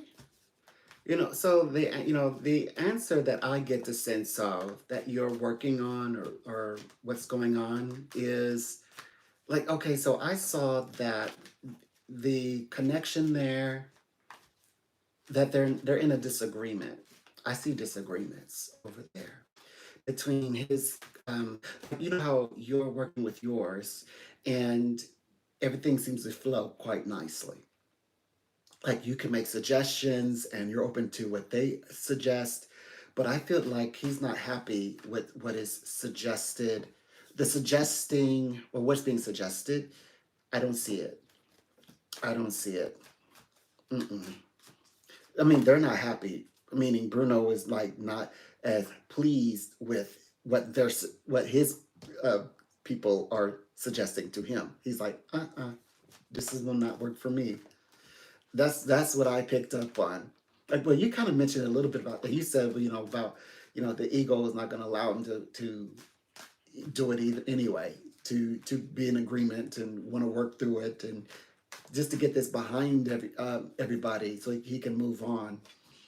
And because it feels very much like there's so much this has come out in the open in such a way that he has to have something has to land, but it's not going to land even if it was a small thing, but it has to feel like he had the leverage, like he like something was like a problem that needed his ability to fix it, and he fixed it. He's got to come across like that, and but he's not going to get that. He's going to get that as he's going to get what he's going to get is well, it was something that what I thought was, and then we had to work together to solve it. He's like, I didn't want to do that because then there's too many and too many questions. At least it's just so many questions of, well, how did that happen and where did it come from? That's what I pick up on. That's the challenging part. That's what's going on. I like the idea that um, well, I always say that the energy is more moving from your side, and I see them sort of be, or his lawyers being kind of like pushed or directed to go in the direction to move in the direction towards Bruno. That's what I see. I saw them like literally like the way that they turned away to face him. It was like, well, this is what we have. It's like, well, we're ready to accept. We can accept this one. We understand. I get that vibration that they're ready to act. But yeah, he's like, I don't want it. I don't want this to get out, and that this is what happened. I feel like he said, like, this is making me look bad. I'm like, there's information that I didn't know beforehand, is the way I just picked up on it. But I also believe that they've already begun doing some kind of like inside sort of like looking into things. I also want to say that as well. I believe that's more like the company itself. I felt like their company is looking into things to like what happened or what's been going on. Mm-hmm. Right? But it's tracing it. It comes all the way back to him. Right? It comes back to him, and it wasn't supposed to trace back to him. Mm-mm. And recall when I said I saw that Fred would he would start to take a back seat. Like he would start like starting to see, we would start to hear less of him. It's already started. Like he's not really coming up as much or any at all. Like he's gone quiet because that means signifies that Bruno looked at him and said, "You don't have anything, do you?" And that's not good. So it's like he kind of got it kind of like when we're like he got put into a place and like some like and now is restricted in some things, like maybe not told everything, and then having to comply with, as you said, the company going in and doing their insights search and things like that. Absolutely. This is supposed to be going on. We knew as well. They told us that as we move through November, this is what would happen, and I'm sure that this has already been going on. And especially like okay, like this week into the next, it's more like like getting answers of like I guess the answer like what they found, what they've come up with. I don't think that he is. I don't think that he has a solution.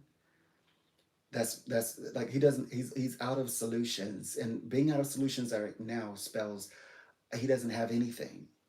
He doesn't have anything that will can help to move things along, or even solutions that would say, well, what about starting a new this something promising, something to let us know that we're betting, putting all the bets on the right person, the right man.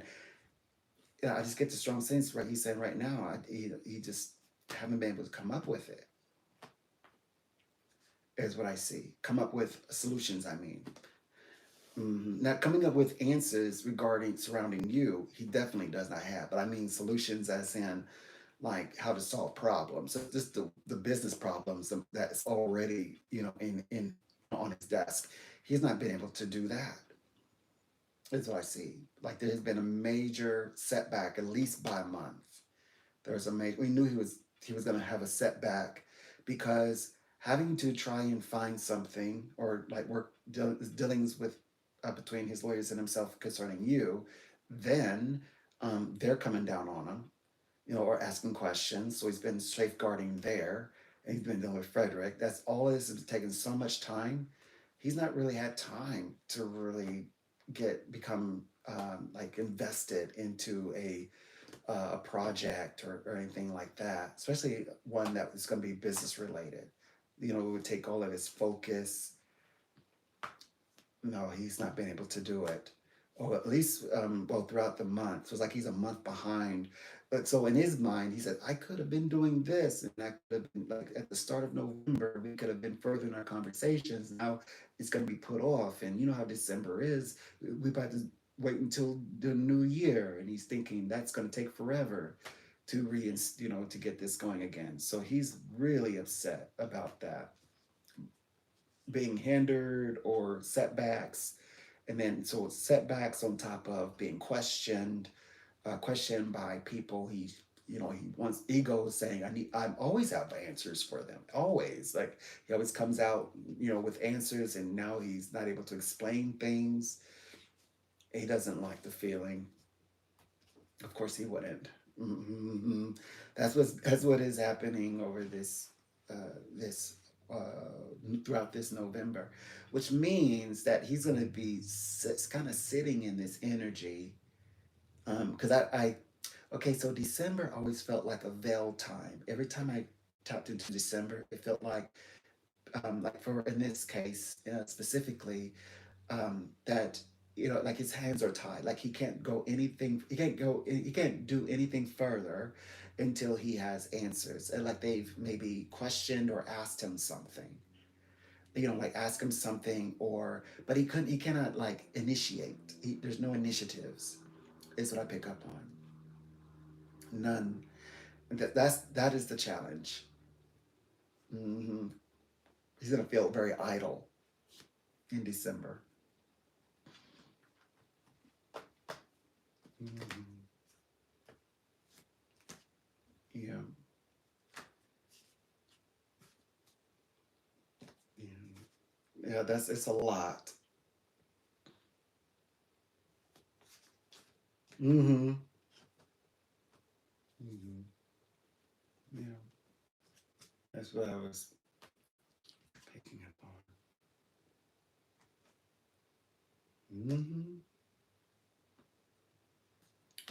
You already know what that means. You're probably gonna have another 2 weeks of quiet from him. From him, probably even 3 weeks. Nothing from him. We're in December and still nothing from him. I don't know. Mm-hmm. Mm-hmm. Wow.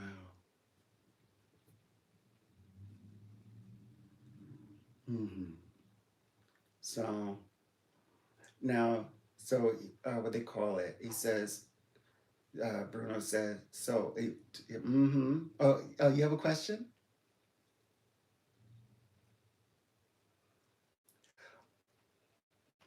Oh yes. Bruno is going to say. You know what? Oh, Bruno was saying. So what you're telling me is, um, there's nothing I can do. So that's like basically that's the tone. Like you said, now that we've replied to them and they go tell Bruno what we said, then they're going to tell where they're talking. Then Bruno says, um, "Okay, so this is new information." He says, "Oh, so what you're telling me is that there's nothing that I can really do." It's like, well, there you could do it this way, and he's like, "That's not. I mean, that's why he's saying I don't like this. This is not enough. I need more." He's like, "You're telling me there's nothing I can do," which means he wanted to be the one coming after you, but somehow or not. Well, we know how and why it happened like this, but he believed that he should be, you know, pursuing after you and should just be dominating. But that's not what he's got, and he doesn't like the idea of okay, now he's having to come across a little bit passive, and it's kind of upsetting to him. He's like, not having, you feel like his options are taken from him, like he never had options. That would prove that he, knew what he was doing in the first place, or at least make him, help him to feel like he knew what he was doing. That's where he's been, or that's where his mind has been. And I see that happening. It feels very much like I want to say this week, but I want to say into the next week as well. Like next week, he's saying this. Like this is the feeling that he's left with before the year even before excuse me before the month of November even ends. So 20, um, maybe like early in the like the top of the next week over, like incoming upcoming Monday around the upcoming Monday. We'll say that that's fair. Upcoming Monday. That's what he's going to be. So that means the remainder of like throughout the 26th until the closing of he's gonna feel very much like the hands is in the air or the hands are tied. I would say this would places him like nine of swords. Yeah, he's not gonna be able to. Sleeping on this one is not gonna be easy. He's gonna feel like there's a lot of pressure, like he's under a lot of pressure and weight. Is what I'm able to see. And I don't really see much of him banking on that there's some like going through information that you might have that can help him like come up with something. I think that's over with, by the way. I know that was kind of like Fred's area, but I think he's lost a little bit of trust in Fred's ability to to bring this into full circle. So yeah, so I don't even think he's looking for necessarily for that. I think he will receive it, but I don't think he's putting it all in on the fact that information coming through. He'll find anything. That's Bruno specifically.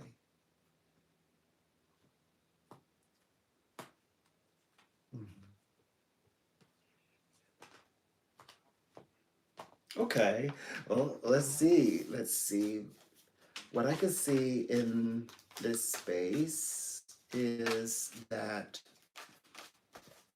she seems to me that she's she seems to be in a good place. What I'm picking up on, she says things are going good. She says going good, going good. What I'm picking up on, um, she's managing. I get that sense of managing, managing money. I'm getting that vibration. She's keeping her connections small. I think she's keeping her. It's like the people who she connects with. She's keeping her circle small. Is what I'm picking up on. Um, my guys are saying that I keep hearing it's she's I guess they kind of like leave her to it. It's like they I guess she kind of can take the work and just like kind of just do it, on her own, off to herself. Like give her assignment, she takes that assignment and she just goes and does it. I saw that as well. It's like I could be hearing words like, "So you're leaving me to it? Are you leaving me alone to do it?" It's like, "Yeah, we trust you. We know you know you're doing." So it's like she's more like she's proving herself, or she's proving herself. She says, "Yes, I can do this. Like she's got this." I get that feeling. So it's like a sure thing from her. Um, she's very much what they call it, like she's moving in wisdom, is what I pick up on. And now, so far as it applies to you, and she just keeps telling me that I don't know why she says, I haven't talked in a while. And she says, I know. And so she's trying to keep this bond that's always unspoken bond. It's a bit one way in the connection. So it's like she doesn't know like when it's I guess appropriate, or when it's the right timing to make that reconnect, that reconnection. But even though like she thinks about it from time to time, and I know what that means. It means that right now she feels, it's right now it's not the right time. Let's see how everything plays out. I think she is trying to see like how it's going to be on her side, like with Bruno and people she's working with. It was like, okay, how are their energies? Like, what they're going to be like, and if anything is going to change, like dynamically, that may affect her, and then like getting past that, and then saying, okay, sounds like all right, everything's looking better. Maybe the coast is clear. So it feels very much like that's what she's trying to, like how she's playing it. She's playing her cards well, I would say. She seems to be okay. She uses the word managing. I'm managing well. I'm managing well, is what they're showing us. hmm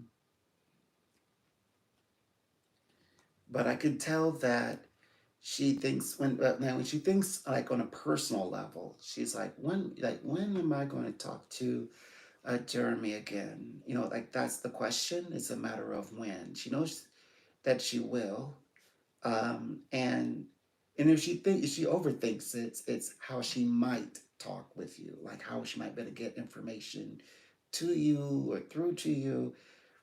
That she needs to talk to you, so that comes up as well. But it feels very much that she says that it's like a one way direction, and she said, well, when it's time to talk, then Jeremy will give me the closest clear. Like he's gonna say closest clear, now we can it's a good idea, we can connect and talk. So she also is playing it by ear, is what I could sense on, but she's just not sure. Like it's always about the like when, and also how she might. Like if it were important, like okay, how would she, get connected to you as quickly as possible? Like she always like kind of overthinks it a little bit even. That's she other than that, it's a matter of when, if she's not overthinking it. But I know what that means. So it means that from the time to time, checking up on things, maybe checking up on you, that's just to make sure that, okay, there is a way that we can still communicate. we're still going to talk. So that's the way that she thinks. That's in her minds. Like we're still gonna have our conversations, or talk eventually, as she was put it. That you've not left her. Like you're leaving me? No, not leaving you. That's the vibration here. Hmm. Just waiting for the signal or coast is clear. And by the way, she's already have it in her system that this is the way that the year may close. The year may close with, waiting for things, waiting for this whole issue to blow over, and then connect and tie back with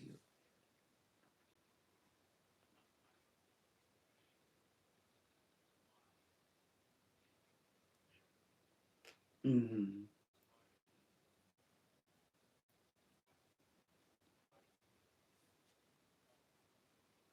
Right. That is your question, right? Well, one thing I must say, why is she still there? But as she's still there, it's smooth sailing. She's benefiting for being there, and they describe it as benefits there. I mean, it's everything that you would say when things are good over there, and they bring her in, they bring her in, and they're hiring her or what have you. Everything that is meant that's due to her, they've not stripped or taken or divided anything, like no setbacks, no financial set, none of that. She gets the money that the contract says she gets is valuable to her. That's how they worded it. So we have to look at it from that angle. And then okay, so then why is she like, why are they keeping her there then? It would be this reason. They said that I get the sense that it's a lot to do with it is okay. Um, they think that she is they do think she's a major asset. They do think that she and you have the ability to work quite well together. I think that they are, as you say, symbolizes that she is an asset and of yours, and by taking over positions and things like that, it's like, oh, and will be, you'll like, Christina, be reporting to someone on our team of our choosing, because you're no longer needing to report to Jeremy, things like that. They do think like that. Are they thinking of her in those terms? It's kind of like, well, we have Christina, and so now um Jeremy can't, how is he going to excel? He doesn't have they don't think that you have your dream team. In actuality, you have your dream team, and you also have Christina. When all this is, and fall into place properly, and they're thinking that it's just a normal business work, conversation, and that this is somebody who is part of your team, and now they have taken over. They want to feel like they've taken from you, but really they haven't. They have not taken, as you would say, taken Christina from you. No, they haven't done that, but they would like to think so. Like they dismantling something of yours, to make,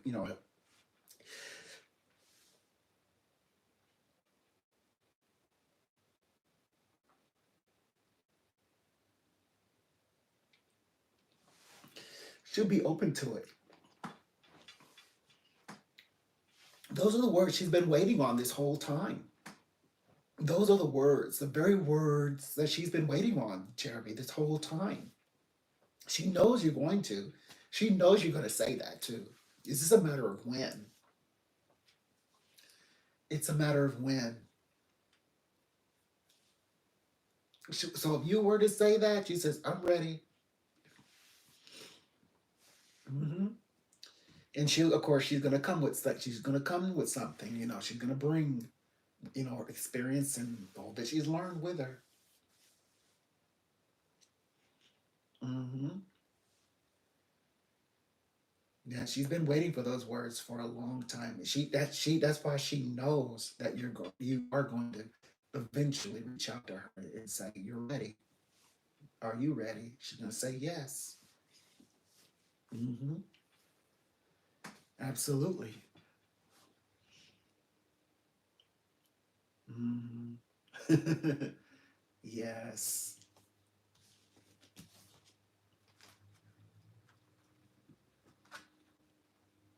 Yes. She is.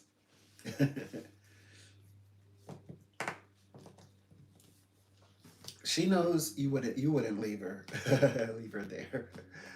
You move on. You don't even talk to her. No, she knows better than that. That's not what you're going to do. She made it clear that that's not what she would like at all. Yes. Hmm. But she's gonna listen. Like listen to you.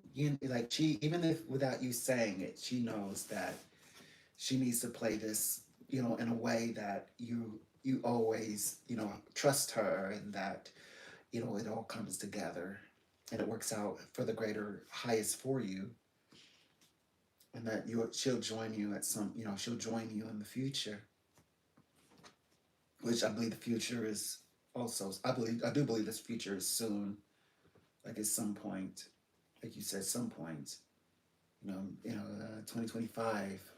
I do believe it's soon,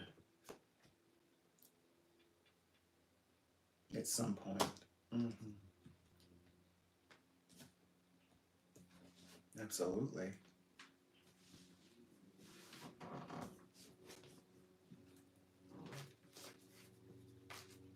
Hmm. Hmm.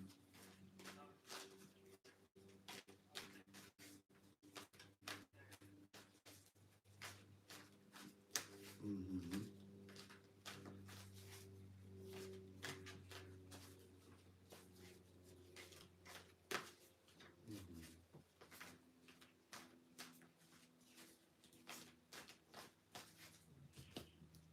Right.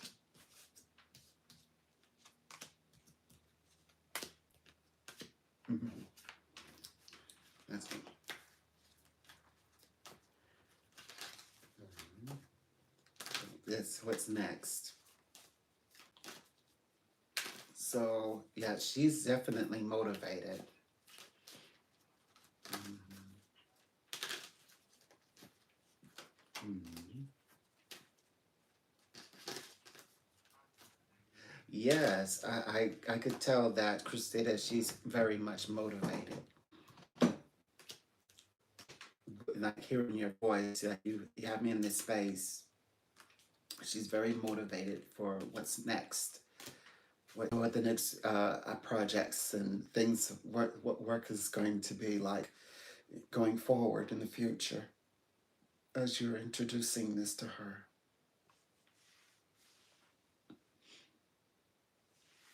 Hmm.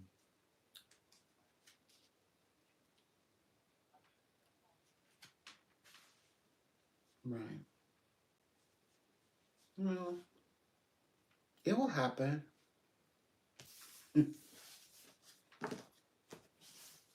Right. Yes.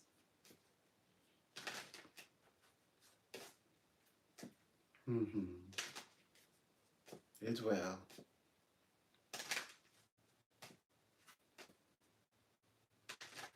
She understands. She understands. Hmm.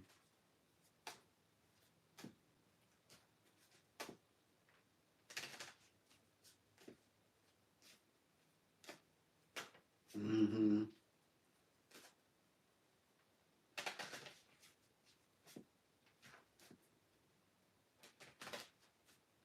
Hmm.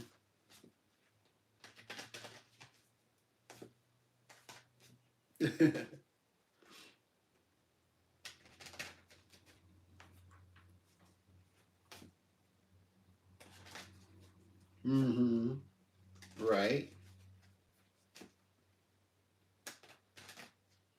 Right.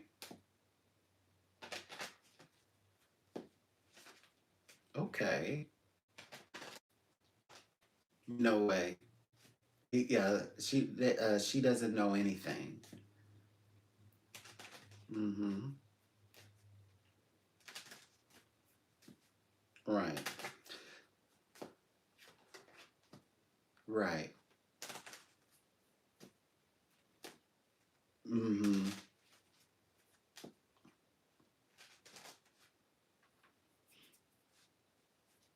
And she'll never do that.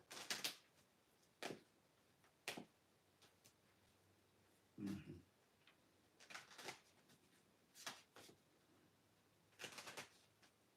Mm-hmm.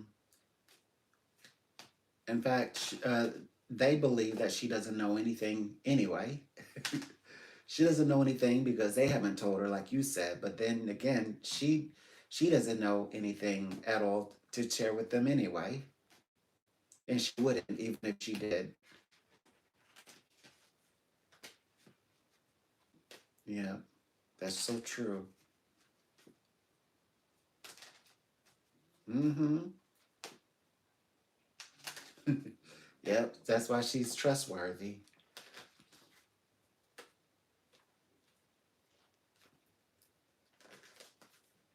Hmm. Yeah, yeah. That means this is good because this means yes, it will happen. This will be behind you soon. This will be behind you. Like you said, this is going to be completely done. It will be completed. It will.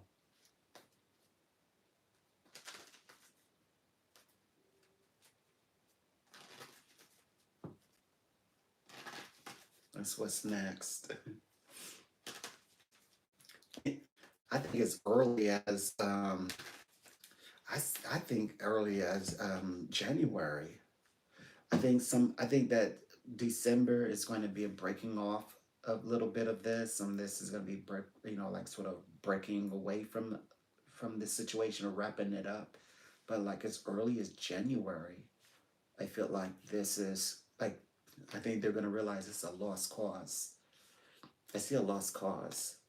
Mm-hmm.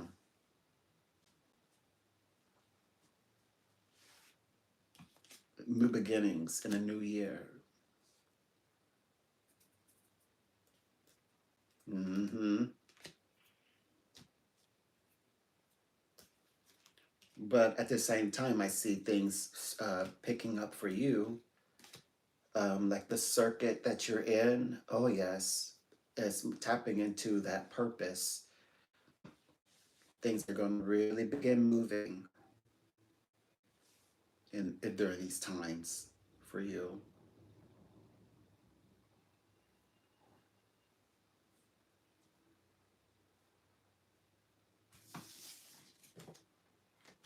Okay. Oh my goodness. We probably should look at this one. Um. Gosh, he says complicated heartache. Okay, he's not doing well. It sounds like things that he had hopes for, high expectations for.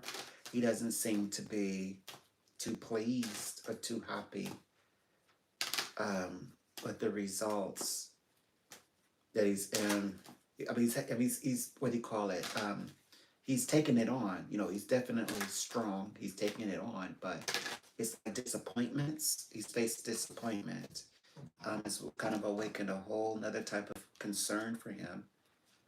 That's what I see. Oh, he's being investigated. Okay. Like it doesn't seem. It seems like he's had some rejections or like people to maybe look into him and then said, "Oh, I don't know what it is, but we can't go forward with things." He's dealing with that as well. Oh boy, he's even some breakup or something like a breakup or a breaking of a contract or an agreement also has happened with him. He's something that he was really counting on has been um, derailed, is what I see. Yeah, things are not playing favorably for him. Yeah, That's so true. Something is amiss.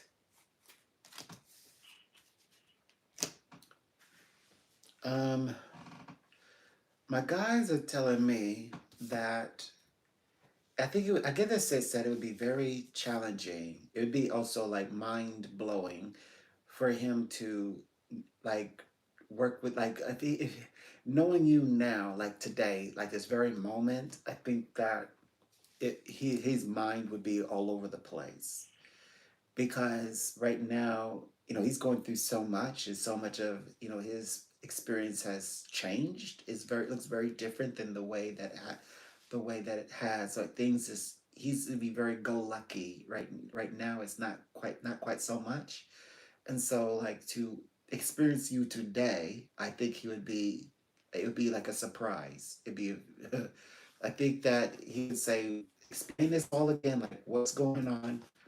It'd be beyond him, is what I would say. Um, Kind of like an eye opener. It would be an eye opening um, experience to hear the story, is what I would say. Um, my guys are saying that pivotal. Hmm. Yeah, it's just He says that because he's been out of the loop for such a long while, he's just not sure how it would flow or how it would come together smoothly. And personal feelings. So, you just never imagined, that you would have such a transformative experience. Things to, as they say, to work out for you the way as they have.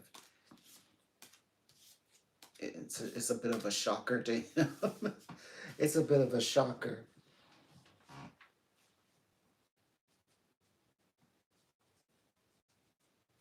Mhm.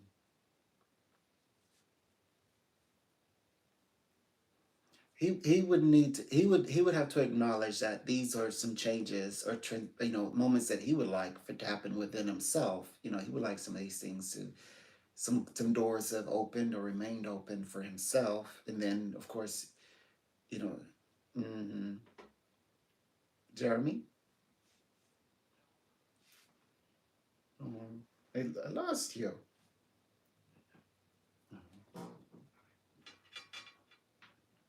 Oh, okay, there you are.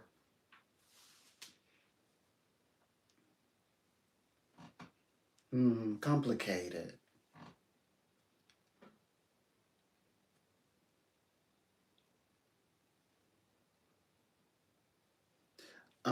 No, Bruno. Bruno often, almost it's like he says. It's not that he says I forget it. It's just that he doesn't really like to do any of these things. He doesn't really like making things personal, going after people. Like he likes to use it, and if it works, then he gets whatever he needs. He's asking for, like like I'll go get my lawyers. But if his lawyers are like, we'll get on it, and he already feels like, oh man, this is gonna take years, like 3 years. Nah, it's not. Like he just like he says, "Nah, I don't want to spend 3 years.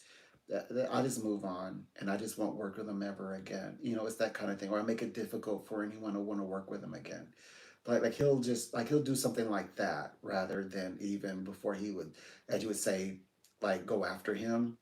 Like with lawyers, he would just like for okay, now he's not going to be able to work or anyone major or be in my circle because I'm going to tell everybody like what kind of work what he's done with me. Like he would do that, or that he owes me or something. It's like that's the way it would happen. Bruno doesn't like to. He didn't. Bruno didn't want to go after you, to be honest. He did it because of the pressures, and you're right. He just did it only because of pressures, because the coach said, "Well, what are you gonna do?" Because you got all these things coming up. You got to do something, and that was the only reason why he tried this. Mm. Right. Okay. Okay. Right. Hmm. Right. Exactly. Exactly.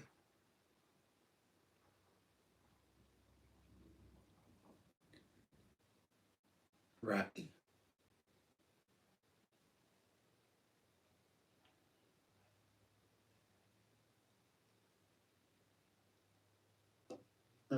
Yes.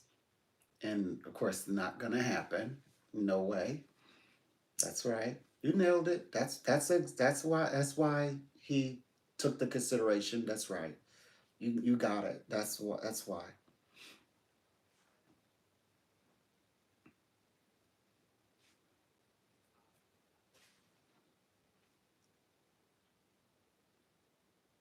Mm-hmm.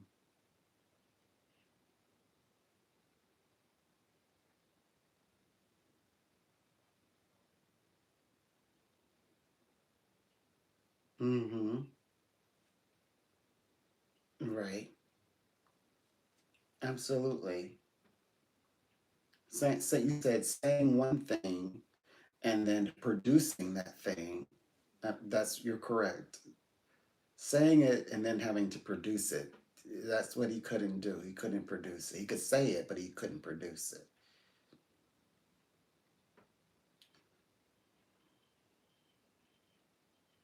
Mm-hmm.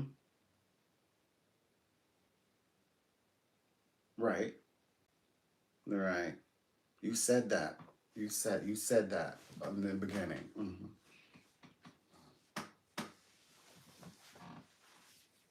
Right. Right.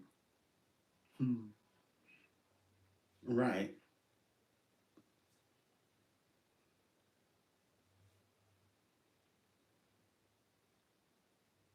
Mm-hmm. Right. Absolutely. That's the way it plays. That's how it played out. Mm-hmm. Mm-hmm.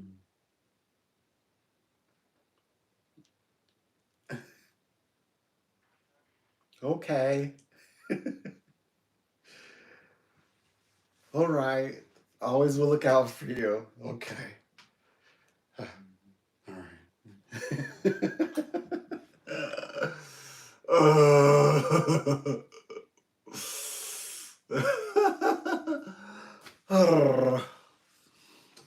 Hmm. Now he's Arab. He's royalty. Speaking of Arabs,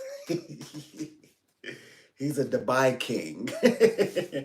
Oh gosh, well he's a prince.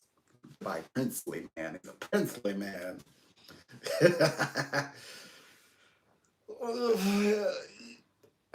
Yes, and his soul tastes yummy. Yeah, that's true. That's true. He is. But that's my client though. So there's favoritism. He's a good client too. Favoritism. I admit. I do have favorites. I admit. Oh gosh. Yeah, he's soaring so high. Like he like up there now. Like I've been working with him. Like he was like he was already good, but like that like way up here. It's like, hey, oh, you decided to stop in and ask me to read for you today. Yeah, that's the way it is. Anyway, oh my gosh. Ugh. Okay, what time is it? Okay, I make it good for time. Okay, I'm gonna come back in just a little bit. I was doing something and the phone rang. I'm glad it rang though, but okay, I'll be right back. Just give me a second. Okay, okay, what am I doing? I want just a little. I like kind of like hot. I'll be honest. If the drink's supposed to be, I like hot and cold, but if the drink's supposed to be hot, I like it hot. But I was over here talking, and it just happens. I was talking, and I got lost in my in my trance, and sometimes I gotta like be pulled back in. So anyway, let me go do that real quick, and I'll come back.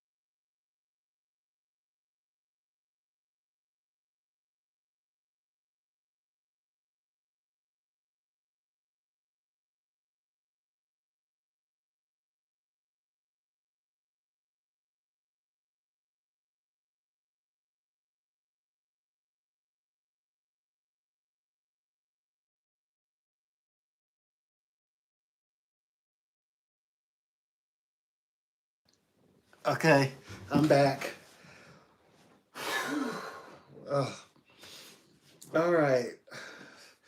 Whatever nonsense you all are saying in my chat, it's okay. First of all, you only pass if you make the grade. Okay, so first of all, firstly, one only passes the class when one makes the grade.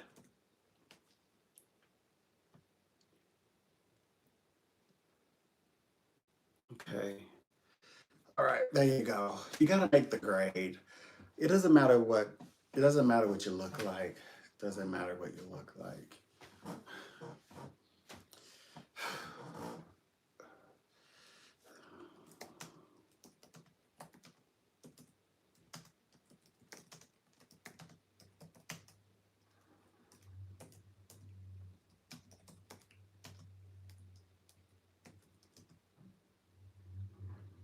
Because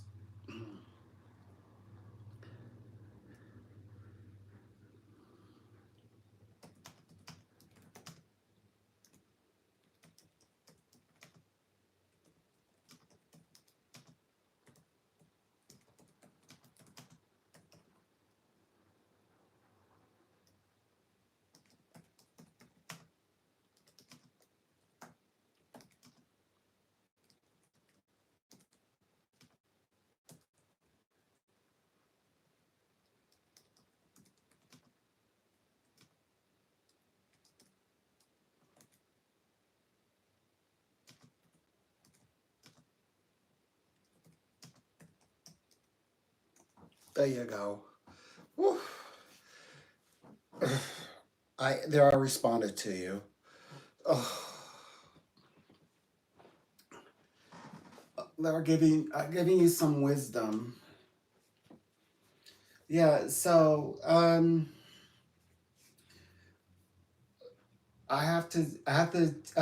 well, God, okay, so God actually, okay, so what I talked about was why did people want to put the label Canaanite on the Palestinian people?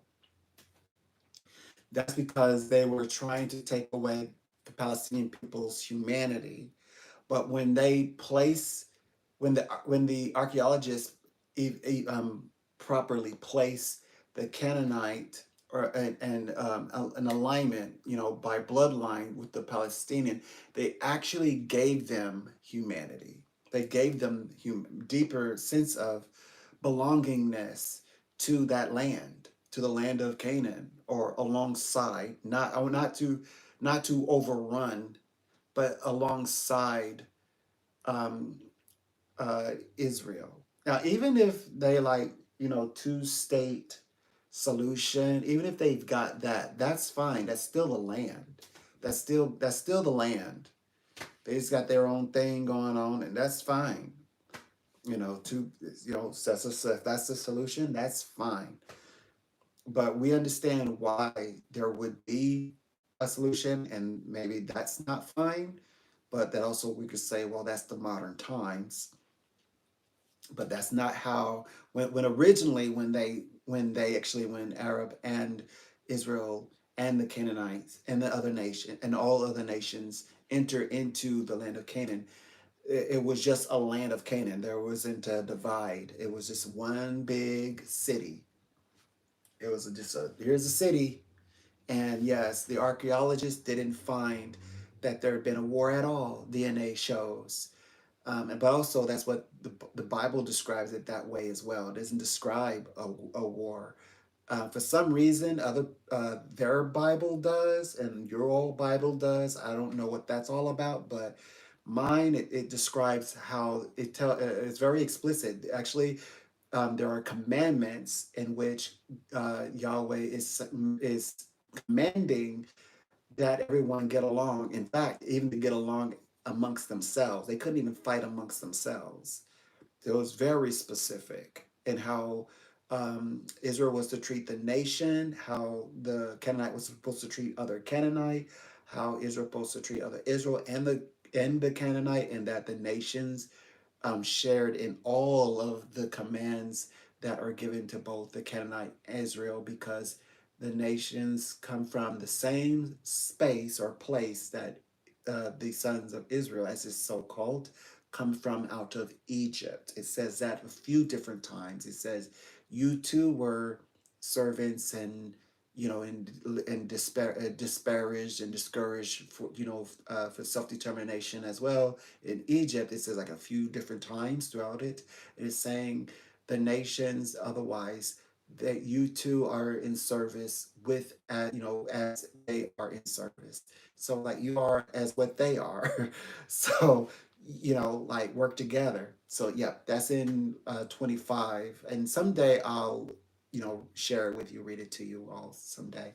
Again, I've already done it a few times. Every time I do it, like I'm telling you, it's like the more I do it, the longer the lives get.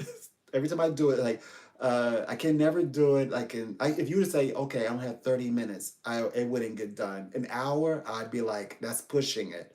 I would say at least give me, I feel more comfortable if I had at least an hour and 45 minutes, maybe 3 hours. We might have to make it 3 hours. But because I keep stopping to talk about like other things, like, see, I told you so. So by the time I do all that, it's gonna be about three, it'll at least be 2 hours. And so anyway, yeah, uh, God taught Moses equality. Moses had to go back and tell obviously Israel what God said, and then for of course God, he initiate well he engrafted other nations, or the you want to say other peoples, other nationalities, races into the house of Jacob. And then they all, and as one people, as one house, entered the house of Canaan. And then everybody living side by side and thriving, and having self determination and autonomy and individuality and tabernacling, which means they're worshiping. Um, you know, well, in this scenario, in this story, according to the story, Yahweh or El, same being, is Yahweh El, or yeah, Yahweh Elohim El. So yeah, so there you go. There you go. So it doesn't have anything to do with your, like, no, you want to pass, do the work. You know, it doesn't have anything to do with your what you look like, or the shade in which you come in. Okay. hmm mm. I just thought that we would do some like logical spiritual work, kind of like put little connectors in. I thought I'd help you out there a little bit. What time is it? Oh, it's 1:60. Okay. I'm making good for time. I can turn on a little. Let me see. What does it look like? Do I need to turn on a little light?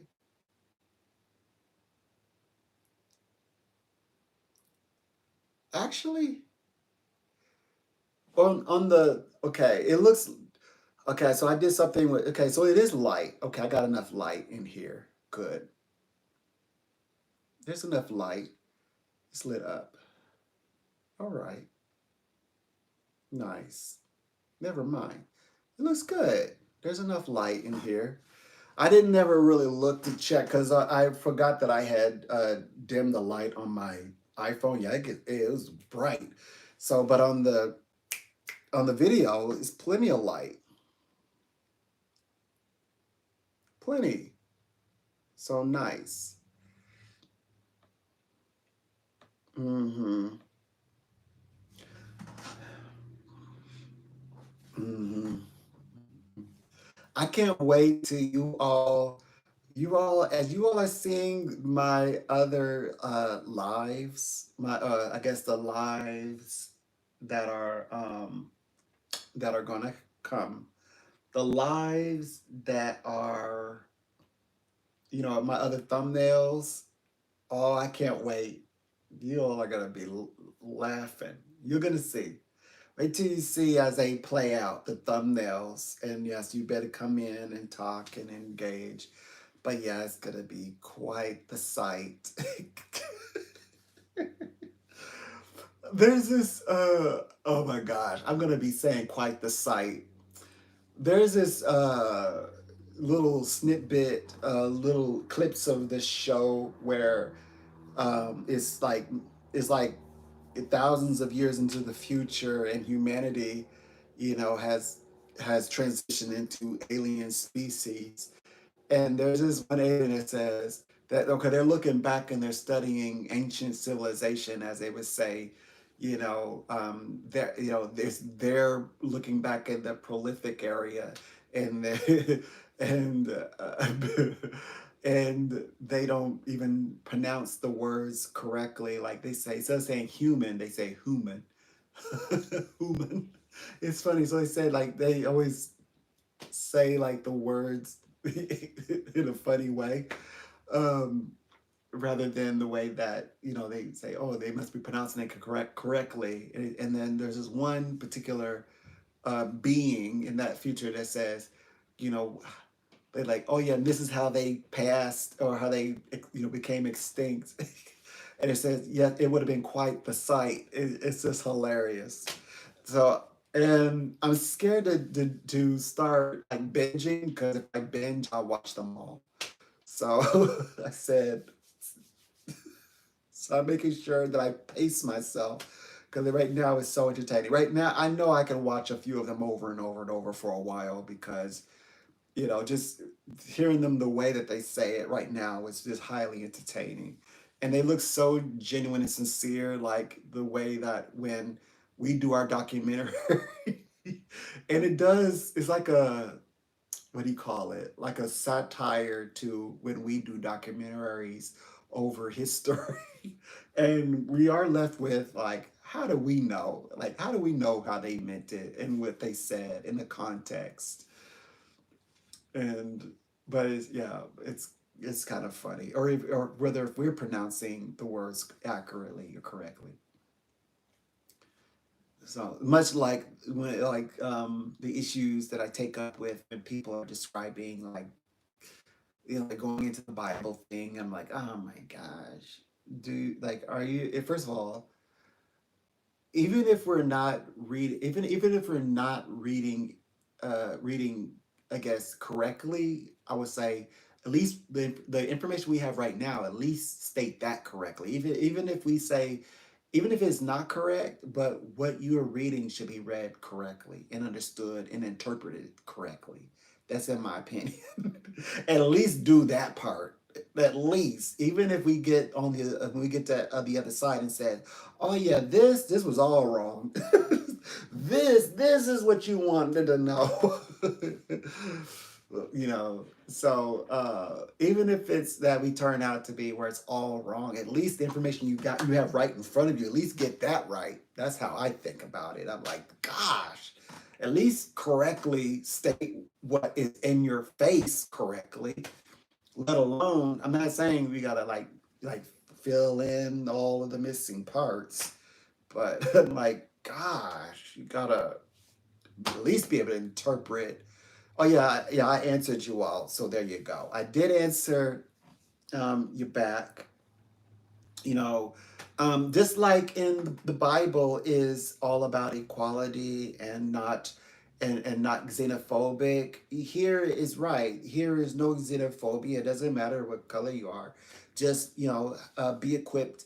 It's the grade that counts, not what you look like that counts. And all are welcome. It's not like I'm gonna bag on you. It doesn't matter. I don't care what how much you look like. I don't care about that.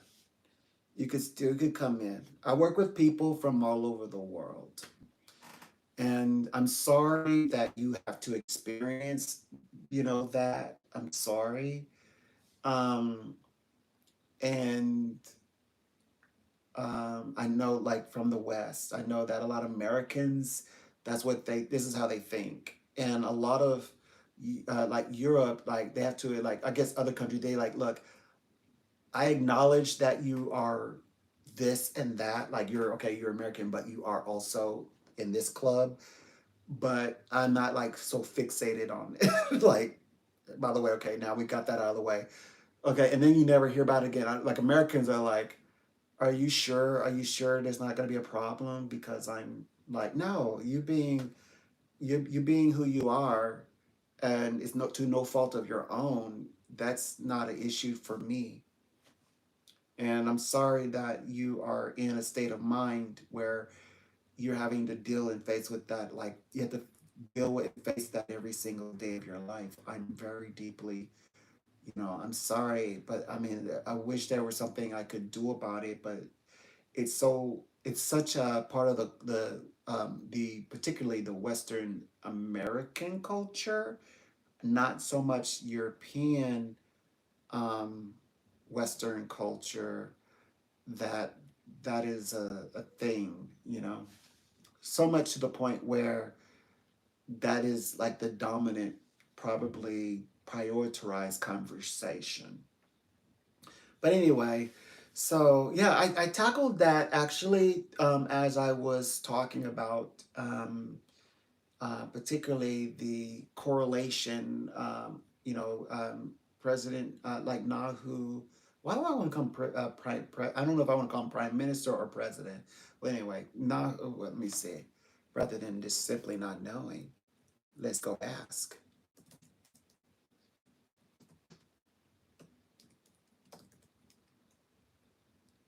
Oh, okay, he's a president versus prime minister. Oh, it says versus prime minister. Like they knew what I was asking.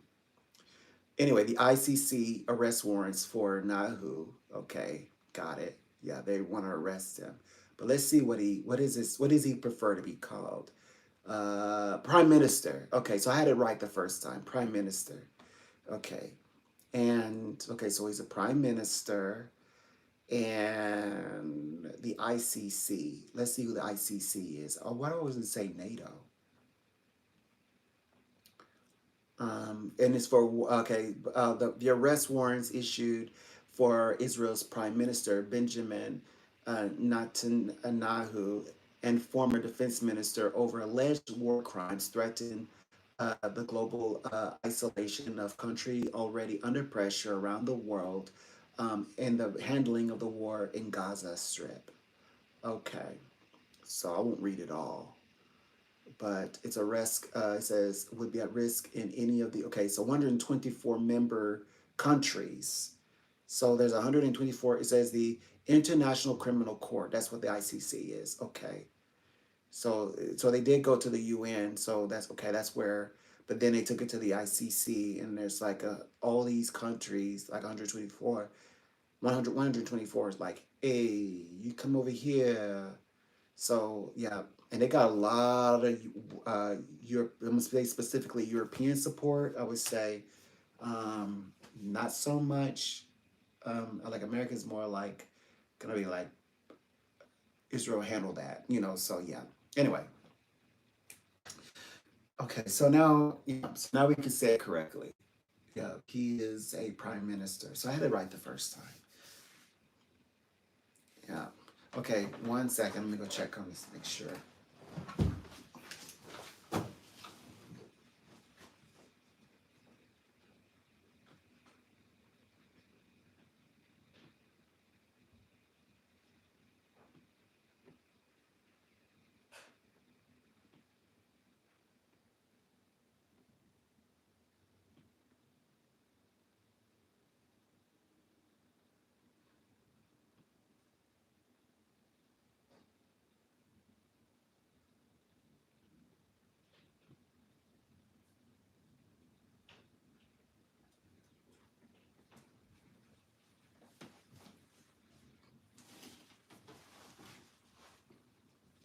Okay, I'm back. So Well, anyways, so what is happening now is we're operating in this beautiful space and beautiful place where there's so much that is being described as this new idea of um, people kind of just knowing what's right and what's wrong. Information that comes through, you look at the information and you realize that's not. I mean, yeah, you can do it, but is it really right? Like, is there like a what's purpose does it serve to do it today? So that's more like the Great Awakening concepts. But there's other words like metaphysical words I'm going to share with you all as I'm releasing these next, so gosh, how many? Seven, like seven live streams over the course of the days to come. So I'm doing this one right now. That earlier or the first half of the stream was about. Well, the whole entire stream is about these sort of cardinal corners. I like to think of them as they're just on the quadrant powers is also what I think I referred to on the title quadrant powers. And these are just the ones that are on the stage and media that are, where in other words, eventful, as President Trump is making his way to the, if you want to say to the, I don't know if I want to say to the table necessarily, to the stage. But there's a lot that has happened. So, okay, I'm gonna actually be talking about the reason why I think I'm talking about um, President. Okay, wait a minute. Okay, I'm going to talk about President Biden, our current President Biden. We're going to talk about him, um, and which I do like him too. I just um, and of course I like Kamala Harris. I like President Donald Trump. Believe it or not, I do. I have a there's something I like about Putin. But and Nahu, I mean Benjamin, I don't I mean I know I think he would have likable qualities too. It's just that this whole one little issue, this one little issue. I don't like how you all try to put how try to scripturally um like create an effigy over a people, and then particularly Palestinian people who are actually Muslim, who are Muslim. Yes, they are Shemitic, but again, that's where it got lost in translation. Because, like, okay, here are these Semitic people.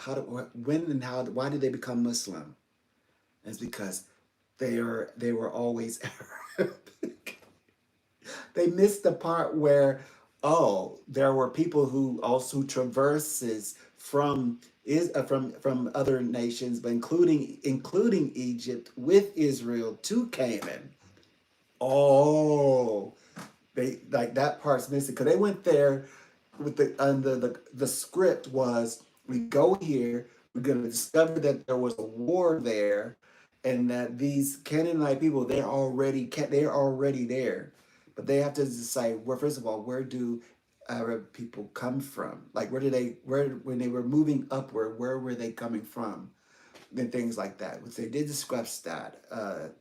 They come up from throughout Africa, southward African word from the Africas, coming upward, moving upward, and then spread out, including Turkey, as Turkey kept going up and up. Turkey left much earlier, and kept going up and up and up and up. But they're still Muslim. They still are Muslim, and as is or are the five remains, body remains that were recovered in the land of Canaan, in the city where they said, oh, this was a thriving city where they actually worked cohesively, And these were farmers and no war, no war DNA, no nothing that describes and depicts a war, but more like working in tandem.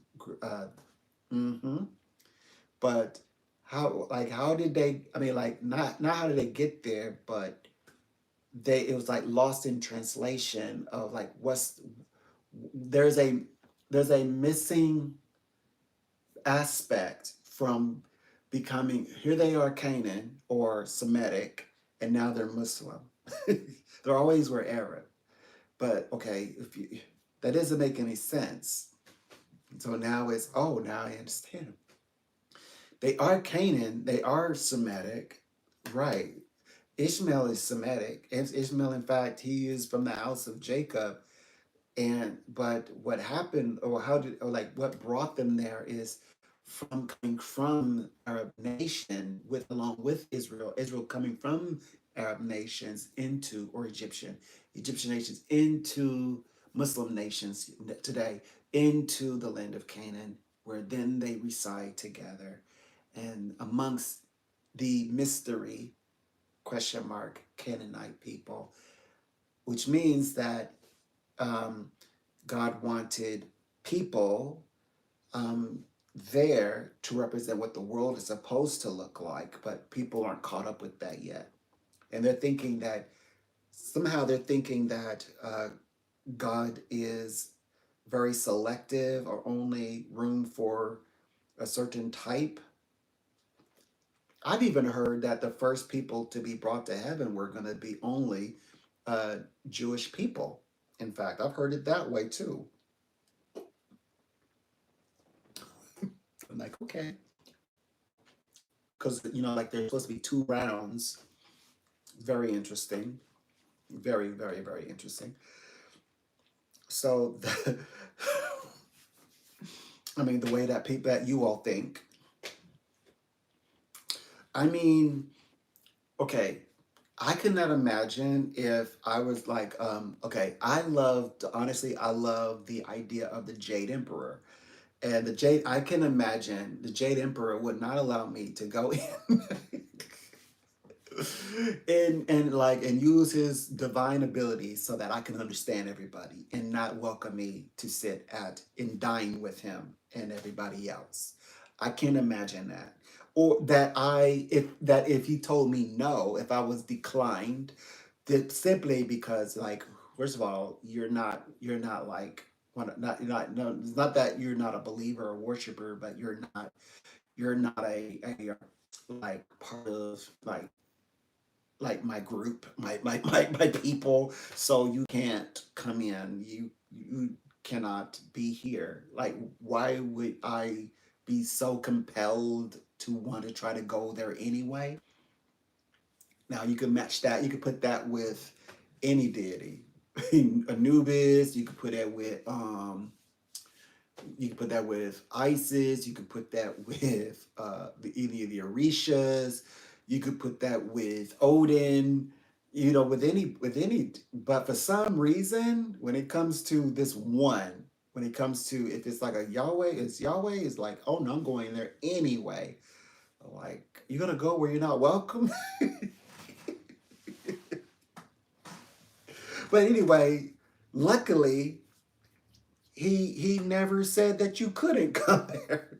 But people will, the way they speak of him is like they say, no, it's only for like a select group. It's like, okay, all right, all right. Well, if that's how you want to read it. hmm So it's absolutely wonderful. It's beautiful. This is a beautiful concept. What I don't understand is this: the psychic predictions are always correct. The psychic predictions are always correct and not faulty. But so many other people, are very much like they're just very much a little, I would say, a little lost when it comes to, finding out their predictions and their revelations and things like that not coming to pass. And when they are, as their revelations and the predictions also are lost, I think that they are not in a good way. I think that they are not able to find their direction, their sense of stability.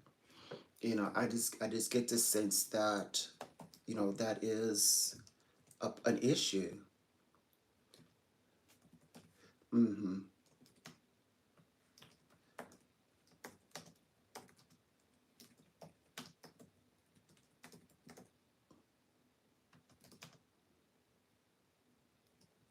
And all what they call it, restorations, and all what they call it, all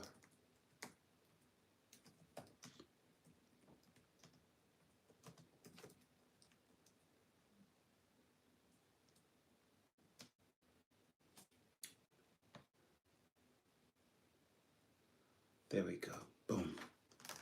All right. So yeah, so always like a little bit lost. So so anyway, so okay, what we're discovering is that there is ethics. So therefore there is a distinct, I believe, yes, difference between um, that of empathy and versus compassion. Versus compassion. We want to say the difference is kindness. That's what it is. Mm-hmm. Whoops.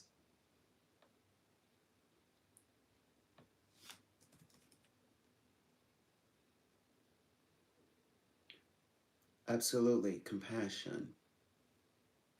Oh, which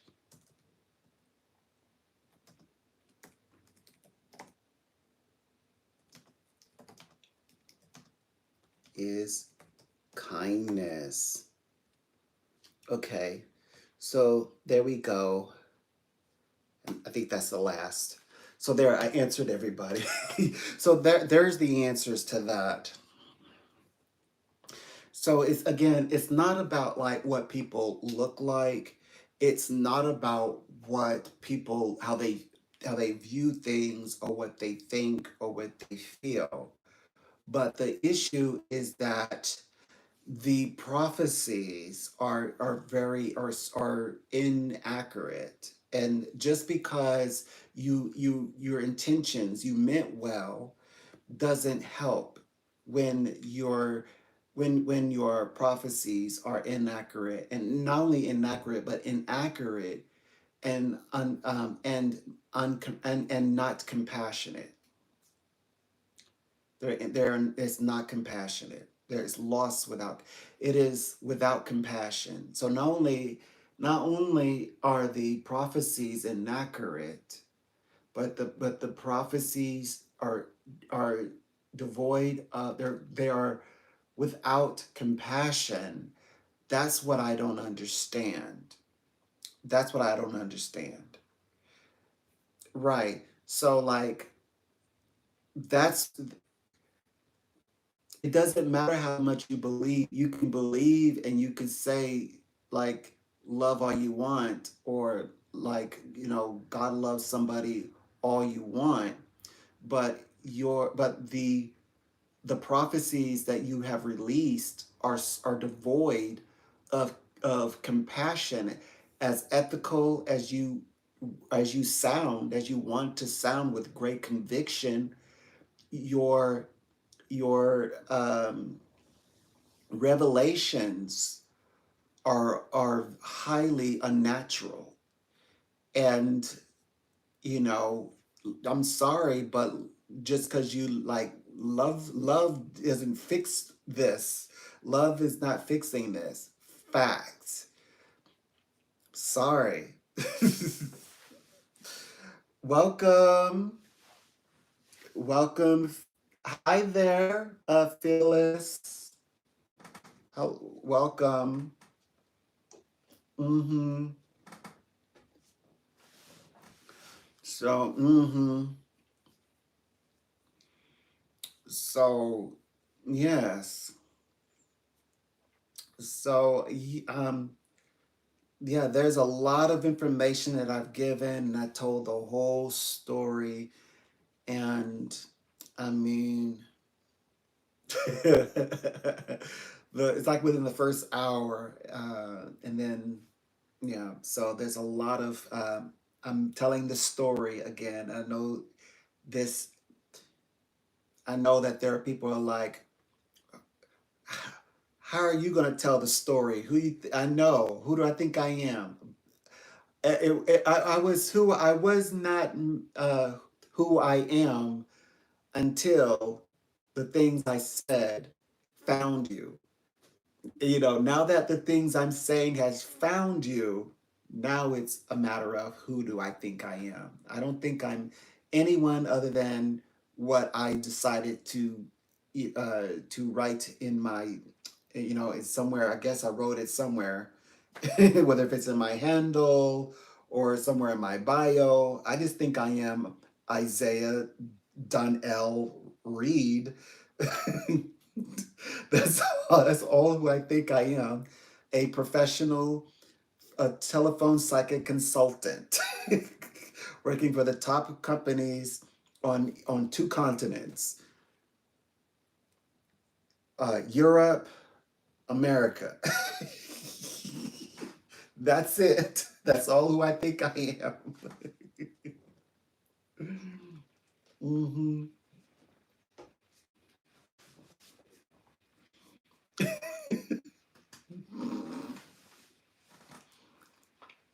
Hmm. And yes, I am going to have a lot more uh, lives because I've got, like I said, I've got seven. I pulled back one because we are still in under the President Biden's administration, and the information that I have is so far in advance that I've gotten this information that I talk about it now. Y'all are like, what? I can release it, but it's like months. I'm months in the future. I quantum leaped. So when I'm talking about some things I'm talking about, yeah, I'm making a prediction, but I'm talking about those things as if it's going to happen tomorrow, which pretty much that's what happened. I'm talking about it tomorrow. If I talk about it now, I'll be talking about tomorrow. So anyway, I'm just kind of like bridging the story. But yes, I've got like 8 videos. It's gonna be amazing the way I got them lined out, and the thumbnails took time to make. So I said, Spirit is like, oh yeah, you go live. Don't worry. On the 22nd, you'll go live. So yeah, so that's what I'm doing. Hmm. Right.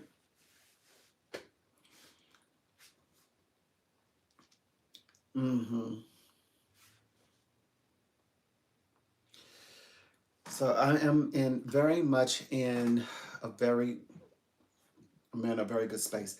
Wait a minute. I don't want y'all to I don't hold on, let me fix this. I kinda like the there. I like it to feel like comfy. I gotta be comfy.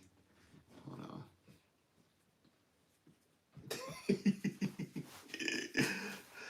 I wanna be nice and comfy. There. Ah.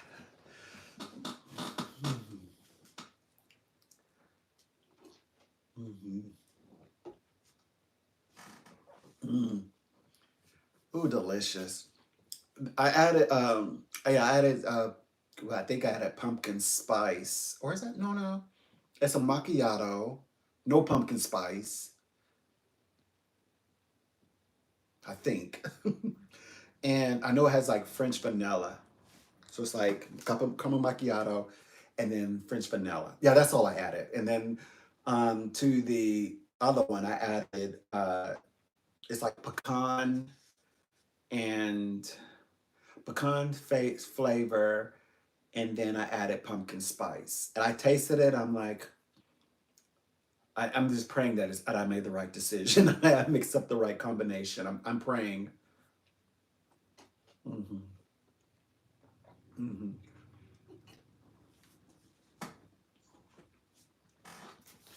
So,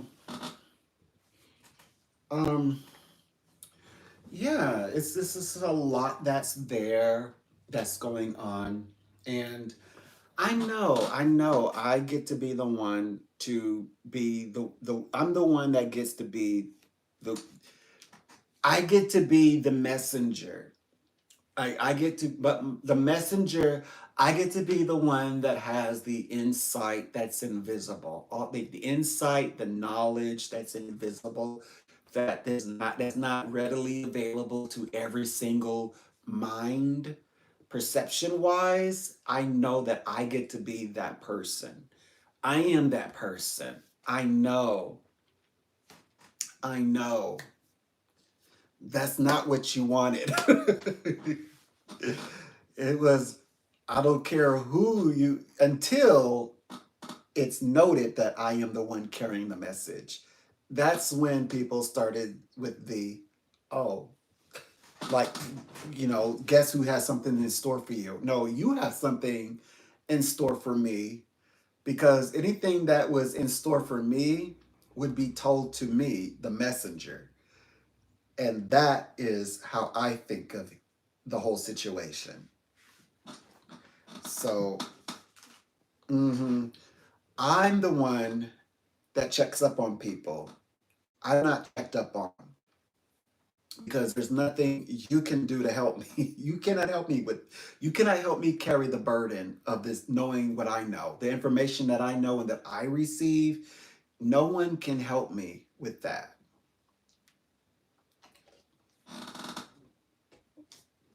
Nor do I want you to, because I know what you're going to try to do. You'll want to take my messages and pass it off as something else, or try to make mine wrong and put mine with yours, and it's never going to happen like that, because my messages are correct and accurate and factual and always straight on point, and I always record mine, and I'm always got my face in the camera, and I'm always proud to share the messages that I get. And I say, look, I am a psychic, but this is what I foresee. And then I share that message, just like I'm sharing the message today.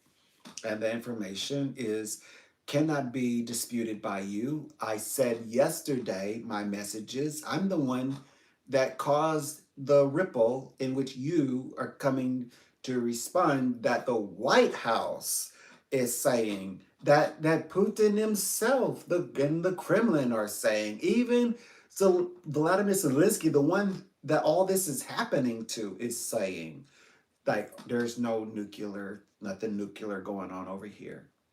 So there's the dots. See, as a psychic and making predictions, I'm a master of making predictions about the future outcome of present events.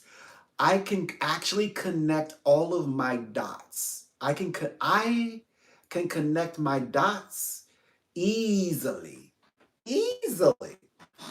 And if I were, I don't know why the prophets, who are people who want to be a prophet or a revelator, cannot do the same. I don't understand why you can't. So just because I question that does not make me an enemy. I'm not your enemy. I'm not your enemy.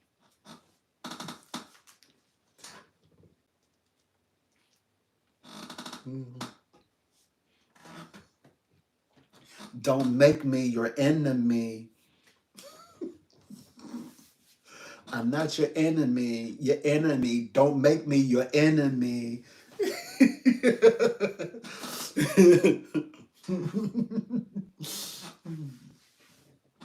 I'm just very good at what I do. In fact, I'm a professional and expert at what I do. It's just what it is. Hmm.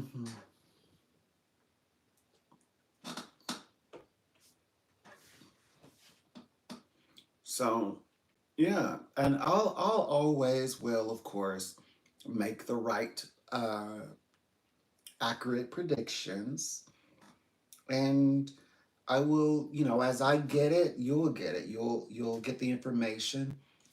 But I think you all are gonna. I mean, if you all are like, it's like so like loving these current thumbnails, you all are gonna like the incoming thumbnail that I have going forward. You're gonna like it. You're going to really enjoy it.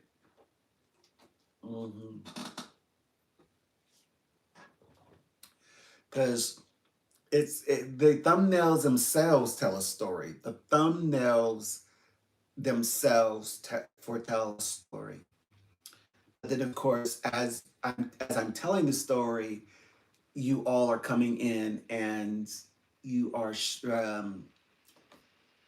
also hearing me in live foretell stories, and besides, you get to see me work. Besides, seeing me do the work that I do, that's just excellent. Doing the psychic readings that I do on the spot, and it's very accurate. It's as accurate as though as like you are, in front of thousands of people and millions of people, and you're giving prophetic word, and it's accurate. Look on the TV when they do it. That's how you see me. And if you wish you could do that, you wish you could do it, but you can't.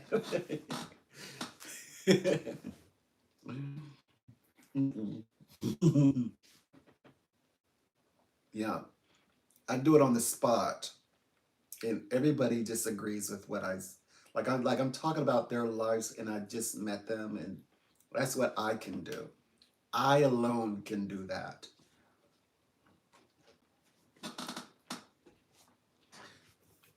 So, and I love it. May I? My gosh, I alone can do that. Like the prophets that are on TV, and you see them and they're always right. That's how I am. When you're watching me and you're watching me make predictions over the phone, yeah, I'm always right like that. I can do that. You wish you could do that. You wish you could do that. I do that every single day when I wake up at 3. I wake up and do this at 3 a.m. in the morning. Yeah, I do. 3 a.m. in the morning, I'm making psychic predictions off the top of my head. I don't even know who I'm going to talk to today. Is anybody who talks to me, who decides they're going to talk with me today. I don't care if it's 3 a.m. in the morning. That's the witching hour. That's when people are angry. I don't care if it's uh, uh, 8 o'clock. I'm mad because I haven't had my coffee and I haven't had breakfast. I don't care if it's 10:45. I can't wait to get out of here so I can go get lunch. My stomach is grumbling. I don't care if it is 8 p.m. I'm just trying to sit here and let my stomach settle so I can go to sleep by 9. I don't care. My readings are accurate. And my conversations flow like we've been friends and buddies since your childhood. Now, I can do that. And to be honest, I think it's amazing. I think if people could do what I do, I think, yes, they could actually become a prophet and would go and be on like major network televisions and be a proper prophet. I have no doubt if people could do what I do, can read, and yes, even read without tools. I think that people would be like, they'd be on Netflix. You would be on Netflix if you could do what I do. And then all you have to do is just say, "Oh yeah, I here. Let me read a few scriptures to you." By the way, yeah, and the Son and the Holy Ghost, my spirit, bless you, my daughter, and my son. And you're like, Oh yeah, don't okay. Jupiter said finances. Oh yes, finances are coming. Finances are coming by. What's Jupiter said by January 1st to the third. January 1st to the third. Finances are coming your way, and you don't want to miss it. You know, that'll be $900. Don't get sold your $900 seed. Yeah, if you could do what I do and be accurate all the time, that people can call, they can call you back. The sweat after you've lied to that person, and full and well they can call you back and say, "Why didn't your prediction or prophecy? Why didn't it happen? You said it was going to happen." But you know that instead, because of who you are, because of who I am, that when you tell a person something and you give them a date, they're calling back to tell you, not only it happened, I'm mad that it happened. Like, how did you do that? Like, why didn't it happen for me when I just asked that person 9 years ago, 9 months ago, 9 days ago, 9 hours ago? Like, why did it take me to? So, yeah, that's the way I'm superb at what, because I am a expert. I am a professional psychic. Mm-hmm. Yes. And most importantly, I don't claim to be a god. Because if you have my abilities, you could pretend that you are a vampire because you are mind reading. If you had my powers, you could pretend like you're an angel because when you say things, they come to pass. If you have my abilities, you could pretend that you are some kind of a teacher or a god or a goddess, and people would accept you because it's like, whoa, like the person be saying stuff and it be coming true. No, I'm a person, but I'm a psychic. And my psychic predictions come to pass, but I have such an affinity and love for my working with my guides and my source. I don't want I don't want anyone to take that away from that beautiful experience and relationship that I have. Ooh, the sun's coming out with with God. Okay, I'll give it to you. Know what I'm talking about. You know what I'm talking about. You that I don't want people interjecting and like you some ascended master. I have mastered the craft. I've mastered my craft skillfully and honed in my talents. That's what I've done. But I still get to take time and fall more deeply in love with my source. So I'm just saying, you know. So I know that I'm starting to attract people who want the conversation. Yes, I'm gonna be honest with you. I knew I was taking over your conversation, your dialogue. I set out to do it. You didn't hear me when I said it, and you didn't nor would you would have believed me. But now that it's a thing. Now you see something, you got something to throw darts at, and rightfully so, you should, because that's. I mean, like, if if you're being challenged, then yes, you're supposed to defend or go into opposition mode or go into defense mode. Yeah, you're supposed to. You're supposed to. Good for you. Good for you. Good for you. But just know this. I'm gonna say it one more time.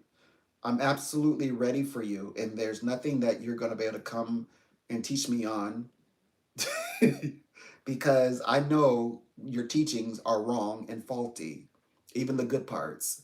Because if any of it is wrong, the whole bit is wrong, all of it wrong. Because the only good part that you're going to share with me is when you're trying to manipulate me. And I'm unmanipul I am not able to be manipulated. My clients try it with me all the time. I let them know there's nothing here to manipulate. This isn't a spirit court. I just pass along the information. And what you choose to do with the information I share with you, that's 1000% your choice. So don't ever think that I have any kind of pull. I don't. I'm not so close to I'm close to God in my heart, and I love God, but I'm not so close where I'm dictating like what happens. No. You dictate what happens. Your fate is in your hands. I give you the information, what you choose to do with it. That's all you. That's all of you. That's right. That's right. Mm. Mm-hmm. That's right. Mm-hmm. So don't ever forget that I know these things that I share with you today. I know that if you have my abilities, you would be worshipped by other humans. Don't ever think that I don't. I want you to know that I am very much aware of that. And I'm saying just because I can do these things doesn't mean I am deserving of worship. Only one is deserving of worship, and we know who that one is. The one who's filling up this room full of light and sunlight. The light just pouring in here. The cloud's like, you talking about me? I'm like, yes, I'm talking about you.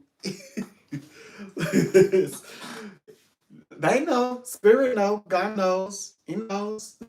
I'm talking about him. Mm-hmm. Okay.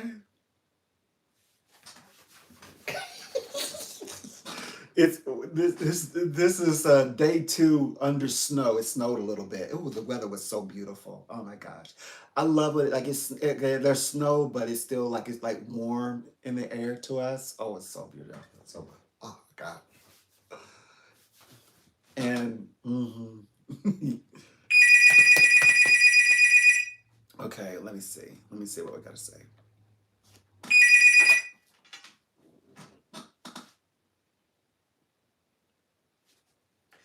Welcome. It's a pleasure. I'm Psychic Donald. Welcome. A pleasure. And you're here, of course, for a psychic reading. I'm so happy to answer your questions today. How would we like to start? Are we working with something that interests you?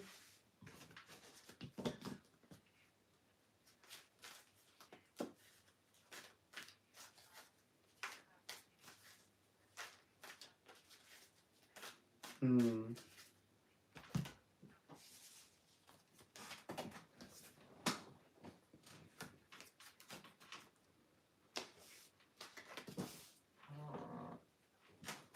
Right?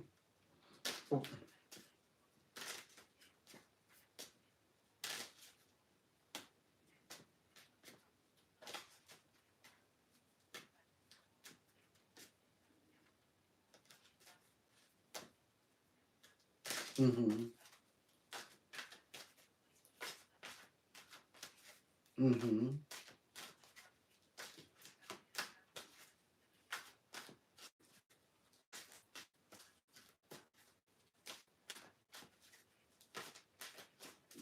Okay.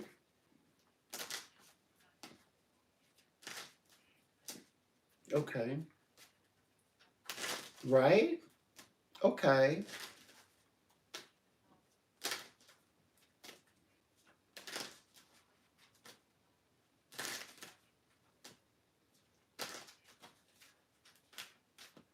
Mm-hmm.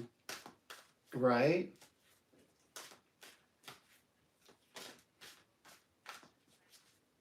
Mm-hmm.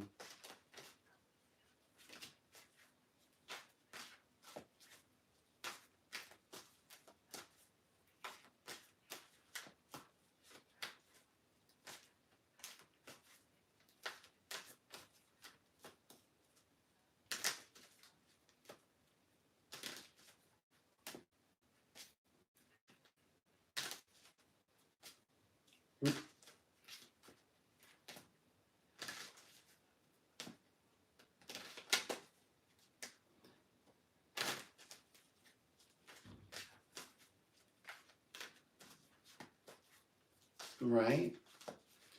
Well,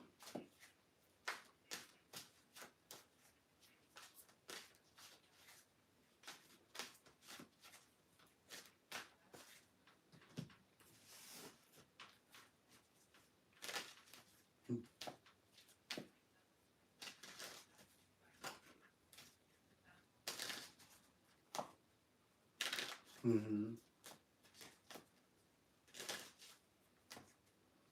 Right?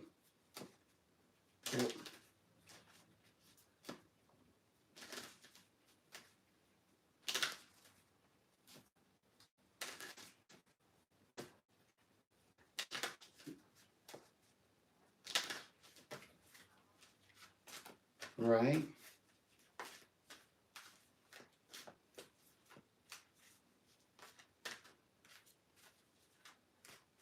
Right.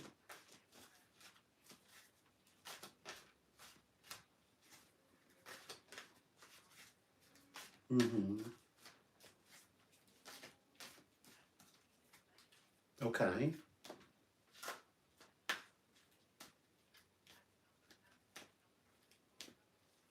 Mm-hmm. Right.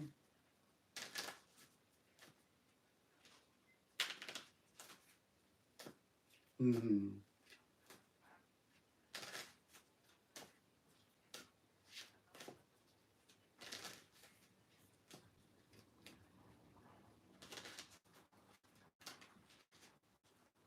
Okay.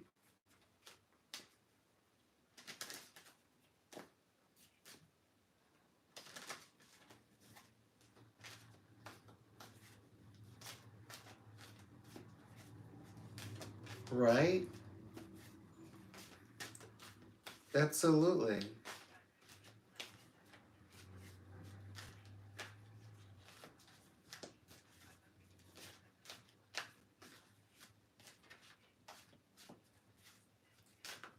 Mm-hmm.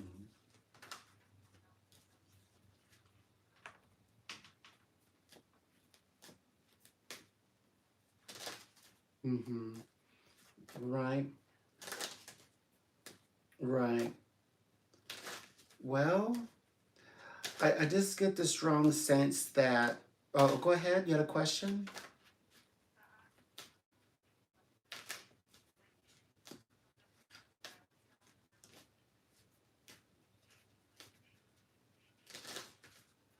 Right.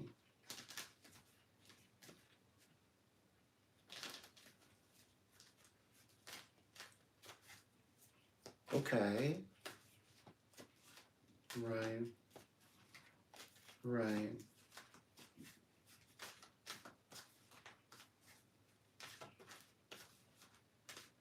Mm-hmm.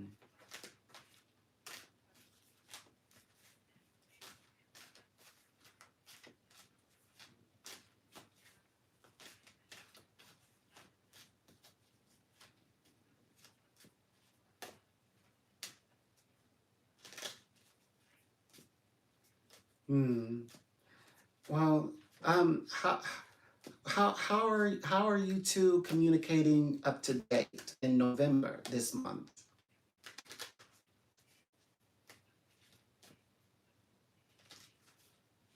Hmm. Okay. Okay.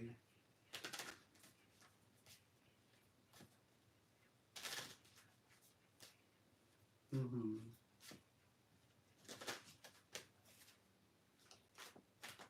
Mm-hmm.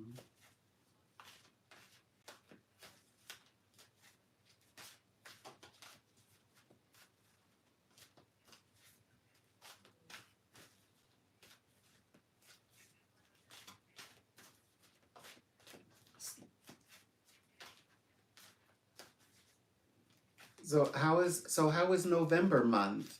How is this month though? November. You're not. I mean, what's going on in November between he and you?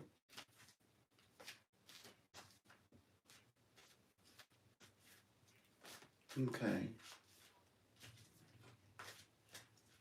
Okay.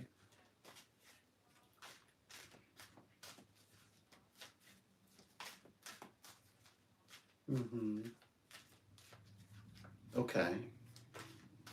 All right. Well, it's a lot that's there, right? It sounds like there's a lot, because these November specifically, that is significant. That's why I wanted you to be in the focus of November.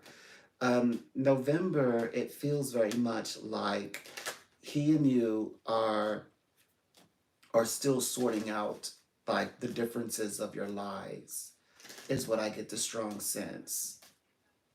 Your lives are so different. Hmm.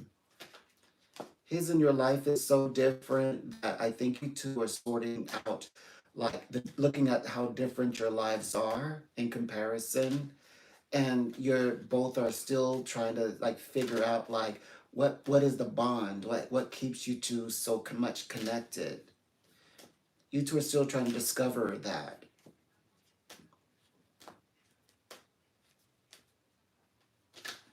Okay.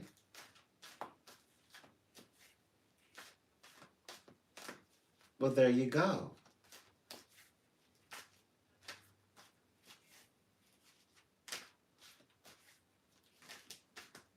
Hmm.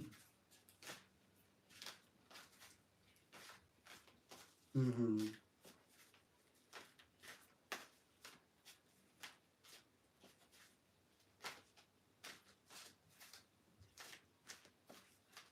Hmm.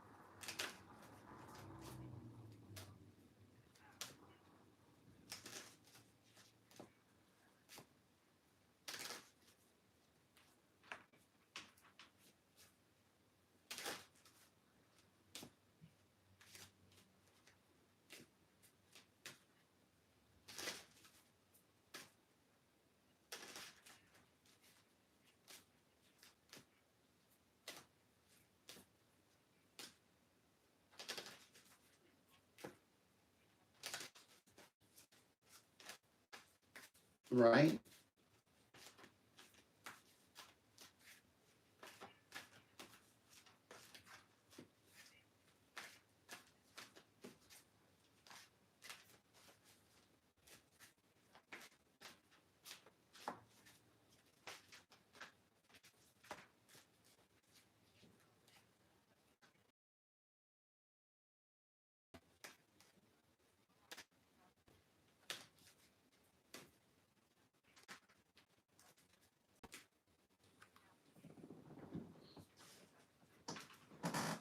Hmm.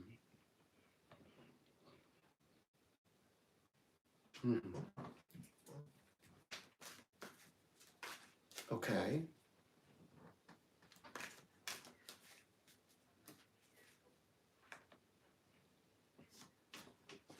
Mhm. Right. Hmm. Okay.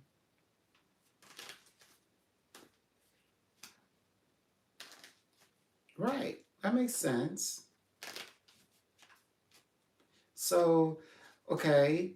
So it's good that you two right now are trying to figure out what is the connection and how to maintain that connection. So what are some healthier steps that he and you can take to maintain the connection you have today? That's going to be necessary. You're going to need he and you need to think about that. Like how to maintain your communication, for example. Right?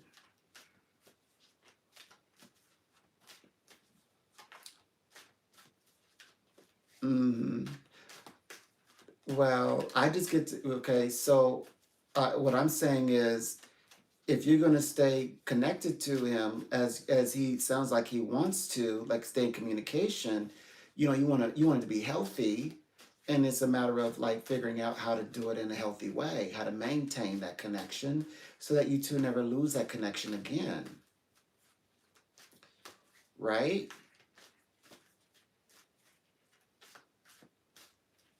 Right. Okay. Okay, now I can answer that. I don't see you packing up your things going over there. Not right now. Yeah. Yes. No. No abrupt movements. Hmm. Hmm. Okay. Right. Okay. Hmm. Right. Right. So yes, I don't see like you abruptly picking up and going over there. I don't see anybody, not even he, making a major life shift. That's the whole point of realizing your lives are very different. But you two to figure out, like you say, you got his place, you got your place, but to figure out a way that you two can maintain a connection and then go from there. To see if you can work with what you have. You don't have to start over. Your lives are already started. You're not starting over.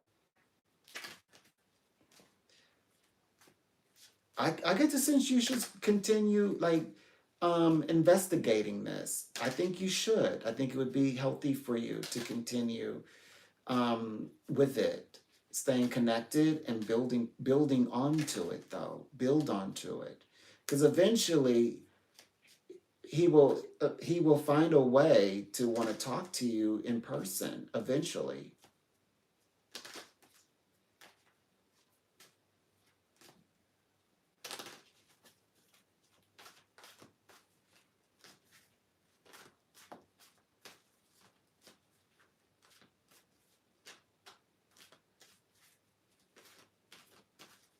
Hmm.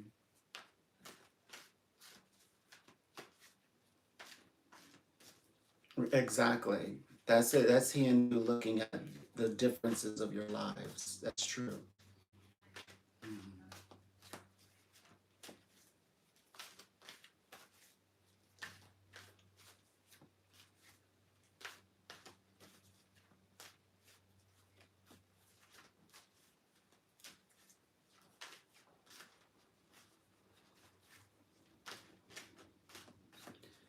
Is there any way that he and you could? Okay, so you two have already know those things, but I want to. I mean, you already know that. I want you both to come out of that conversation and start focusing on more like what you two can do for each other in the immediate. Like, is there any? Maybe there's a time where he and you can actually meet up instead and just have a conversation between the two of you.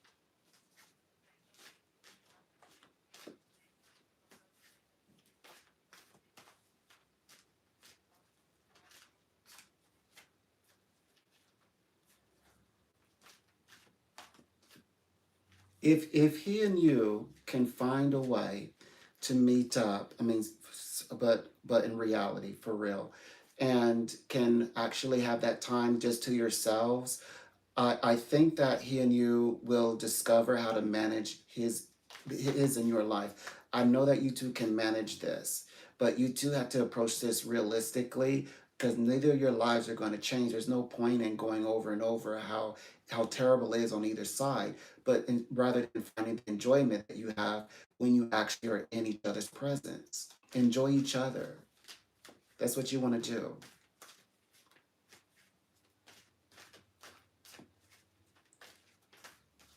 Well, I mean, get meeting up with each other. Let's start getting to know each other. Let's say for he and you to meet up with each other because you already know each other.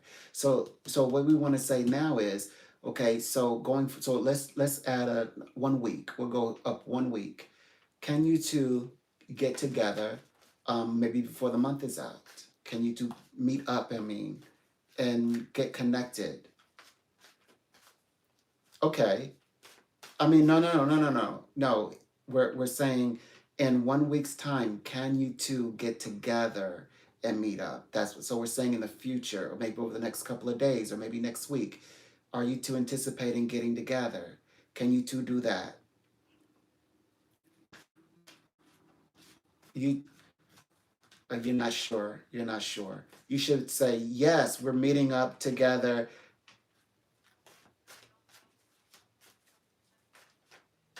Okay. Okay. Well, no. We don't want you to get it. We don't want you to get it wrong. We don't want you to get it wrong. So listen. Okay, so in the week's time, next week, in the next week, this is what you're going to want to do. You're going to want to make sure that he and you meet up. Because when he and you do meet up, I think you're going to finally get off to a really great start where he and you can finally be together and begin enjoying the relationship that he and you can have. That's what I meant. I don't want you to get it wrong. Right. Well, I think that this is the best start. It's a better start than it's been. It definitely sounds better than what you've had. I tell you that much. I can see that. Uh, right? Exactly. It's way better, isn't it? So this means that you getting started in this journey is really going to open the door for you, for he and you. It will. Right. Mm-hmm. Mm-hmm. We should restate that to the universe. You two would end up spending more time together and then building on what he and you already have. So that's what we're putting out to the universe. Something a little bit more certain. Yes. Well, I'm not an empath. I don't do empathic readings. What I do is that I bring people together and through my predictions. So the things I'm sharing with you isn't what I'm. It's not my opinion. These are things that actually happen. So that's why I'm so focused on. Let's connect with something realistic here. So I'm just letting you know that this is the road that's going to guide you to where he's actually in your life, to where he and you can begin to feel each other out. But you're going to really begin to feel like, wow, finally, like living the life that you want with him and that he wants to share with you. This is the way we go about it, how to manifest this man into your life, right? I deal with manifestation. Feelings, I can't prove your feelings, I can't prove that to you, but I can prove the things you will touch and your eyes can see. Those are things that I deal with. I'm perfect at it. I'm an expert. Let me tell you. You have a chance to be with this gentleman next week before this month is out, and this will get you on the journey to where he and you can have companionship. I want you to have the companionship with him. That's what I'm able to do for you today. Very good. Now you know where I'm coming from. Exactly. Okay.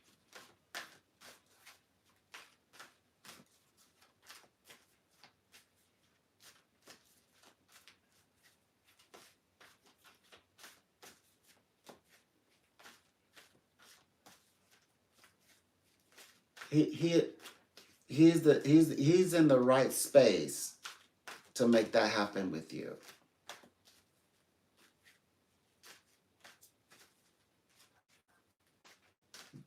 There you go. Very good. The timing is right. The timing is right.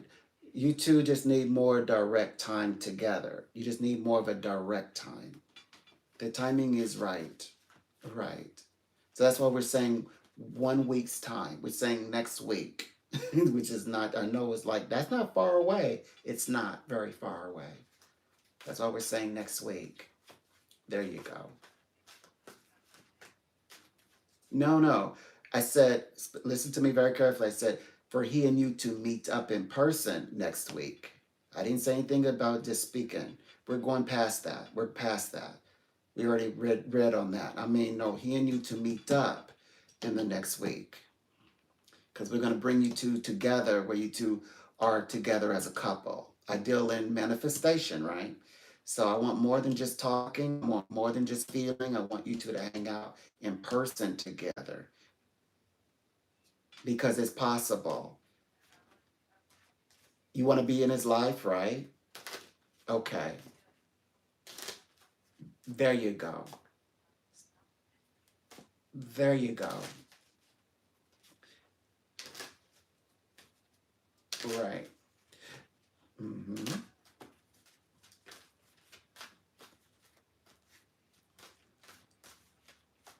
Right.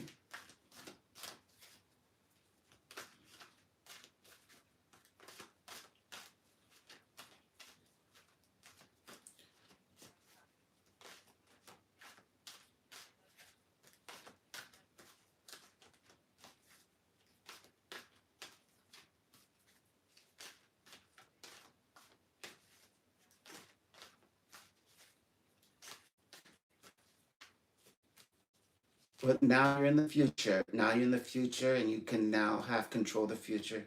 You can't undo the past, but you certainly can work with the future.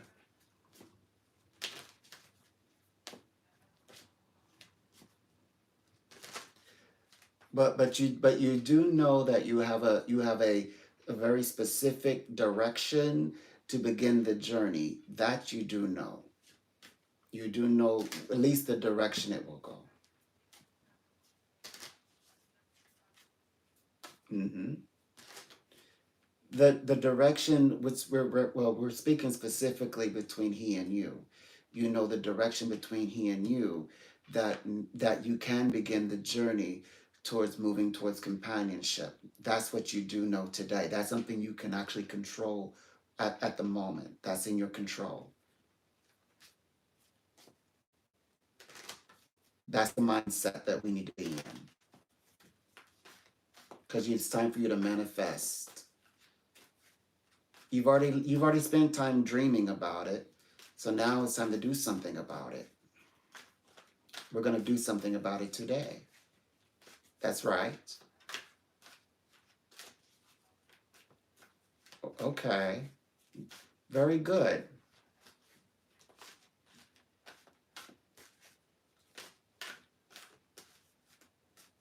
Okay.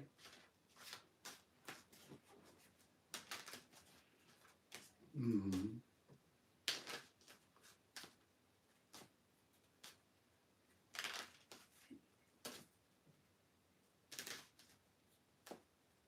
Hmm.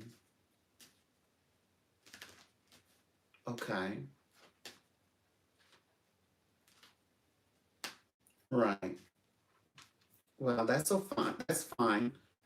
You, hmm. Well, because you're moving on from him anyway. I mean, it's not about him anymore. Hmm. Okay. Okay. Right.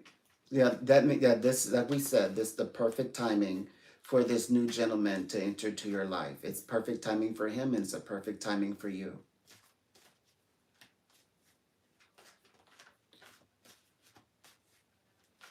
No, it's a perfect timing for him to get closer to you. It is. It is so. He and you are meant to meet. It's perfect timing for him and it's perfect timing for you. Because remember, we're not so focused on the past. We're focused on what you two can do in companionship to each other today. It's he and you though. That's right. No more excuses. Either you two gonna make it happen and materialize it, or you're gonna keep waiting and dreaming that it had, and there's no need to wait and dream on it anymore. But this time you're gonna be confident about it. You know you deserve it. You know you deserve this time with him. And he does just like if his life never changed because he never met you, wouldn't that be just as bad as his having a bad life all the time? He could meet you and it could change his life and turn his life around.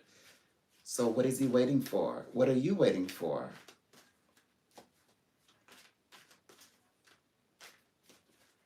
What are the two of you waiting for? There's no reason to wait anymore. So there you go. All right. So you're gonna contact me back in the next week after you two have connected, and you're gonna tell me all about how it all went. Hmm. Hmm.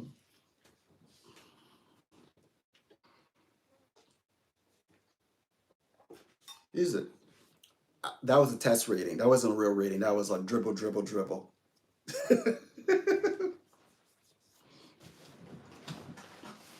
I'm never going to accept those personalities as real. I'm never going to accept those personalities. Never, ever. I don't like dribble, dribble. I don't know what my life. I don't know what it's about. I don't never accept that because I know that does not represent women. I know that was a test reading, but like I said, when I read a person, I read them for real. I don't read them for fake. I don't test read. I don't like if somebody's tested reading me. I don't give them like fake information. Oh yeah, you want me to just no. Mm-mm. I just say look, this is what it is. Because I don't want you. I don't want people like in administration to get it confused. No, I'm a psychic. I'm a real psychic, and I'll call out your real cards. What I'll do. Mm-hmm. Mm-hmm.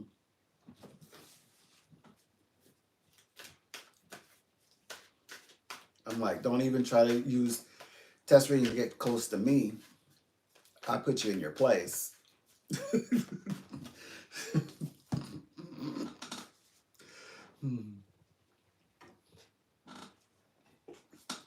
Men do that too, though. Men be trying to like men will try to like they try to make like innuendos. I'm like, I caught that innuendo. I throw it right back in their lap. They're like, no, you own that.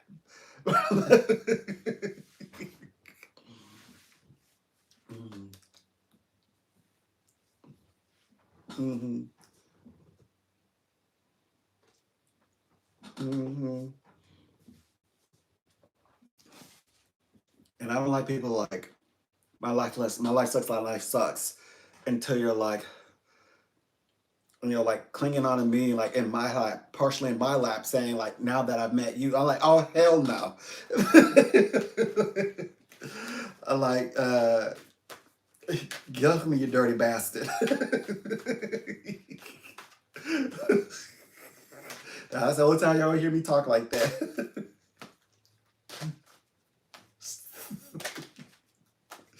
Don't be come over here being less than and negative three. Oh heck no. Make me fight. I mean like out. I'm gonna put you out. You'll be put outside. Mm-mm. Mm-mm. Yeah. Okay, so what time is it? Yeah, they always test read me like at one, like around 1 o'clock. Oh, it was 30 minutes of it. Oh, golly.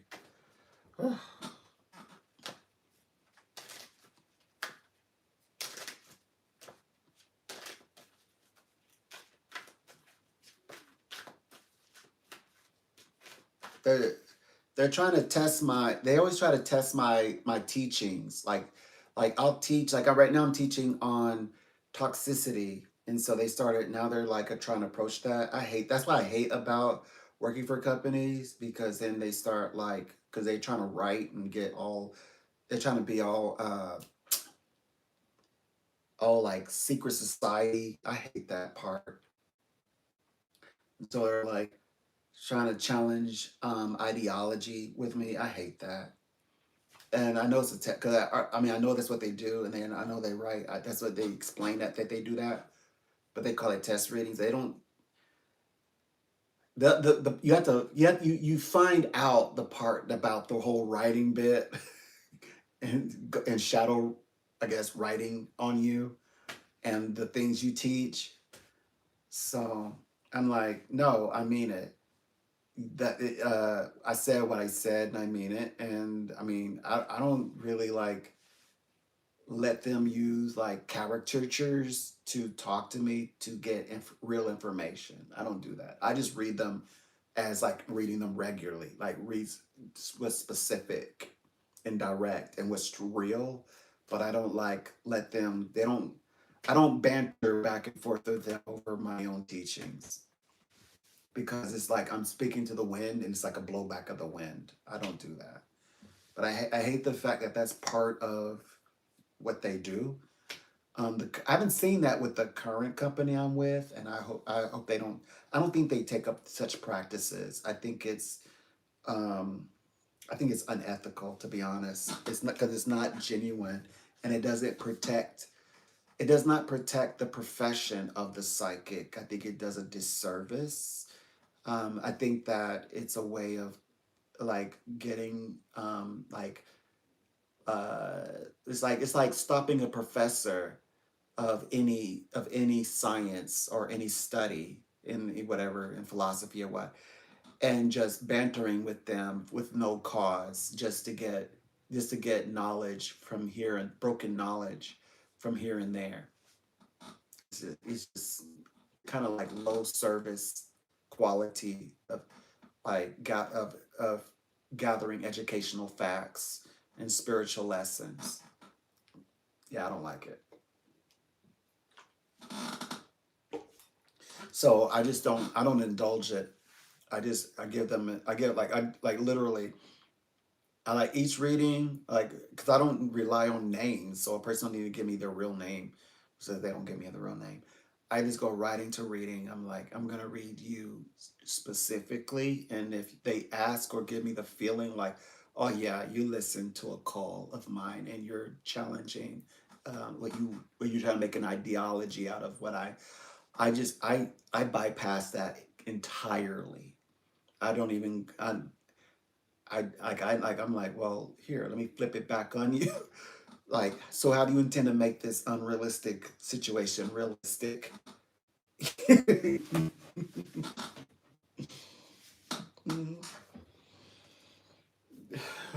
Boy. Anyways, I'm doing well for time.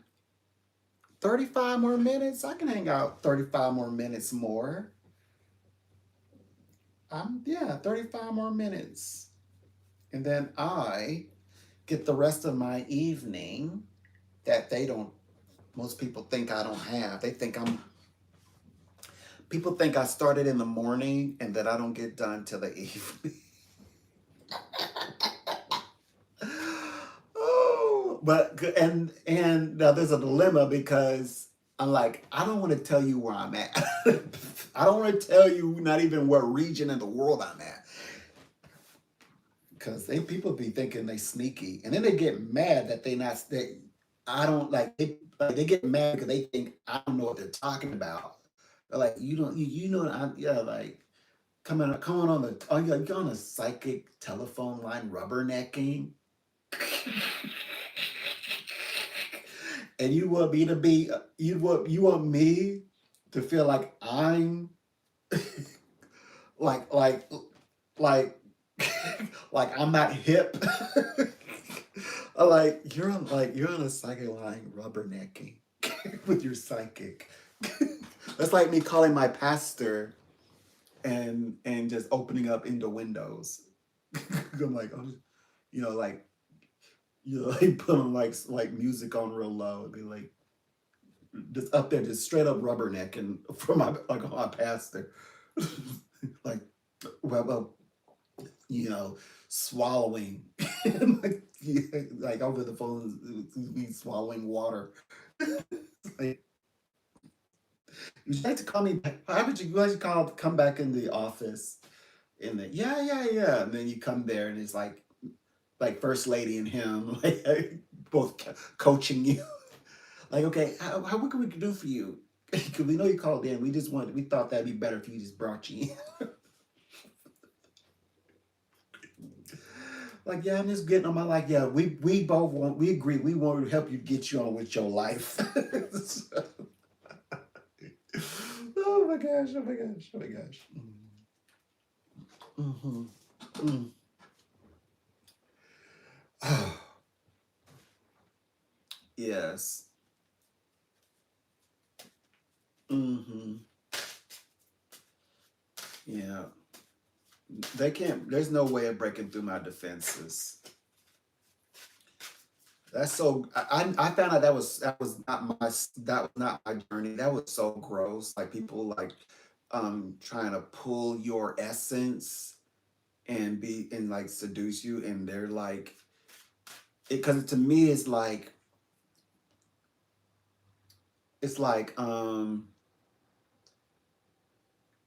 I don't know, then I don't know the technical words would be, but it's like if you have a superior computer and you're like the capabilities of a superior computer, but you're like connecting it to a low graded, downgraded computer, and you expect that downgraded computer to upload all the functionalities of an upgraded computer. Like they say, like sometimes you can't, because of the like if you have a iPhone, like an iPhone 9 cannot update certain high quality like programs like a game or something, because it says, oh yeah, this game actually requires a 13 or 15 higher iPhone. And so your iPhone 9 is like, I can't download this. That's what I feel like. That's what people sometimes like, they try to like Google Gaga, they're like talking and they're trying to take control of an essence of me using, I know what they're trying to do, because I did that when I was a teen. Like you speak and trying to summon up the essence of spirit, but you're being pagan. You're being a pagan bastard. So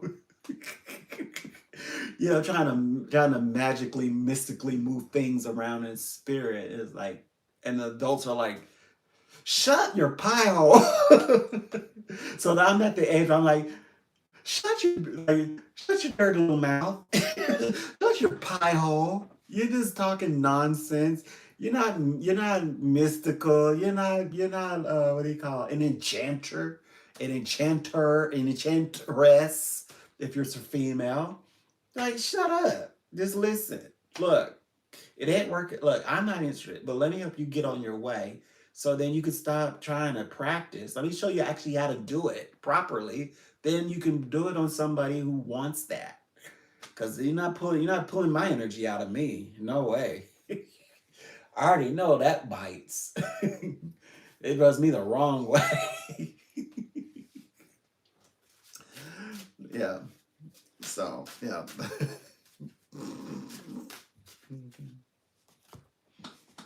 I'll be more mad that people tried it than people actually accomplish it. Let alone, I'm so disappointed that you need to go that route to even try that. But let alone you failed at it. That you failed at it. But I'm mad that you attempted it, because I've been thinking like you're higher quality of a human being than to try that with me. You wouldn't. And then they do it. You're like, oh man, I'm disappointed. I'm mad because I'm disappointed because you tried it. Mm, golly.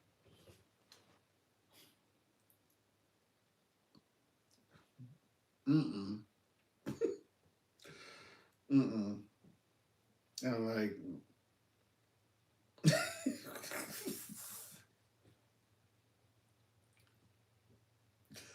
trust me. Hey, what's that saying? What Jesus Christ quote? Jesus Christ said, not even a black woman, Harvard educated, can fix this. If she can't do it, nobody can do it. Okay, it can't be fixed. It's irreparable. That Jesus Christ, that's a cold quote, but I just had to call on that. I think it's in Acts.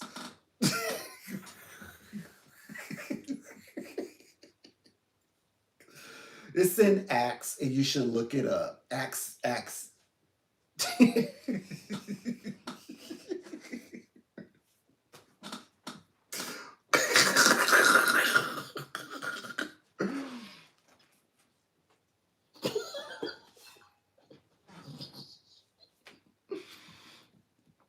Oh my gosh.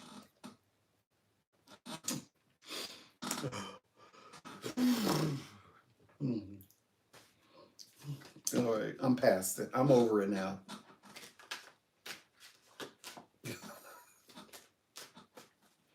Mm.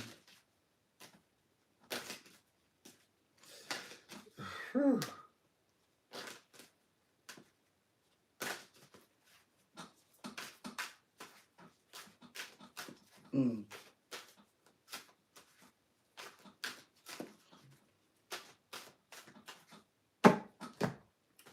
All right. So let me calm down. Whew, 25 minutes. I can hang out here 25 minutes more. Mm. Mm-hmm. So, oh my goodness. Mm.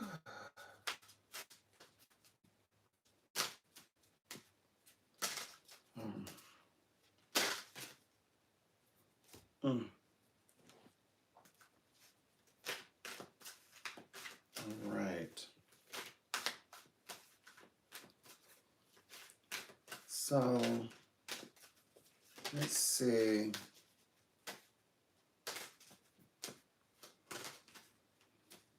What is going on here?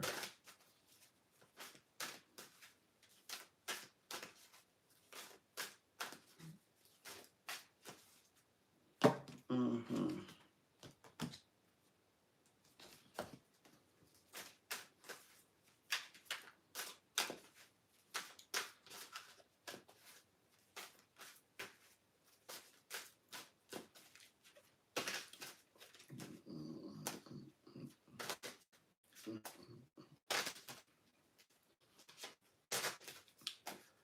Okay. Whoops. Oh.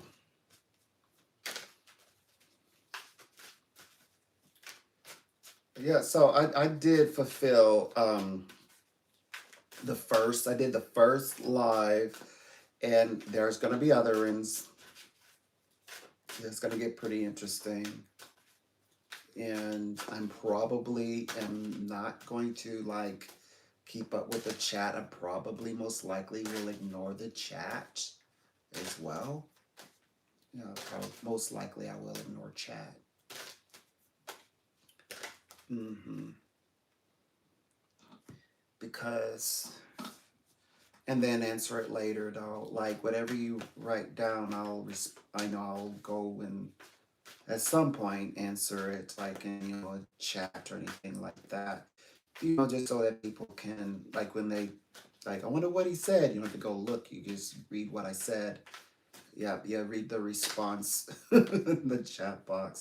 Eventually, I won't be able to like respond to everybody's chat, unfortunately. So sometimes some like misguided or misdirected projection will get through, and but for now, I'm not so big. I can you know give a proper response. So I guess occasionally, like if it's asked directly, but I know how important it is to be like, have update information. Updated information is very important. Mm-hmm. Right. Mm-hmm. And another thing that I don't like what companies do, like they'll test read, like they'll try to like I create bonds with my real clients because those are clients and they are not only are they real clients but they are loyal clients. They also are clients that are like they call me all the time, and so they're spending money with me all the time. But even if it's a client that only speaks to me like every year or every 6 months, that client still counts. I mean, a client that somebody who just talks to me from time to time. But remember, I have a very special connection, and then people are like, can you like be like an adult entertainer and like shut it on and no. That's dirty to me. I'm not gonna pretend that I like you and I don't connect in that way. That's not even a connection, and connections just don't happen. And I'm telling you, being a seductor, male or female, does not equate psychic connections. That's not what a psychic. That's not even what I don't even believe in a connection. Anyway, that's not even what I. No, I don't fake connections, and I'll be like, So to be honest with you, basically, I don't know if I'm connected to you. I don't really feel it. I don't connect that way, and I don't really feel a connection whenever I'm reading. I'm just reading with my guides. You connect with your guides. Connect with God. Don't connect with me. And be respectful. Like, take care of yourself before you call me, and then get your answers and then go live life. Yeah, do that. I don't like that. I don't, I don't want to connect. I don't feel a connection. I don't want to connect with you. That's why I got a partner, and that's why you're asking about a partner. Let me help you get to your partner, then you have all the connection that you need. You know what I mean? You know what I mean? You know what I mean, Stream Bean?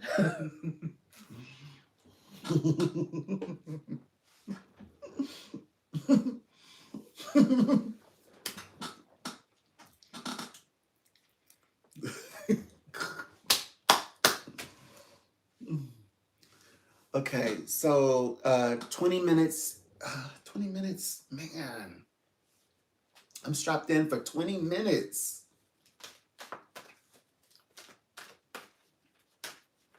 On the other hand, I didn't lose it.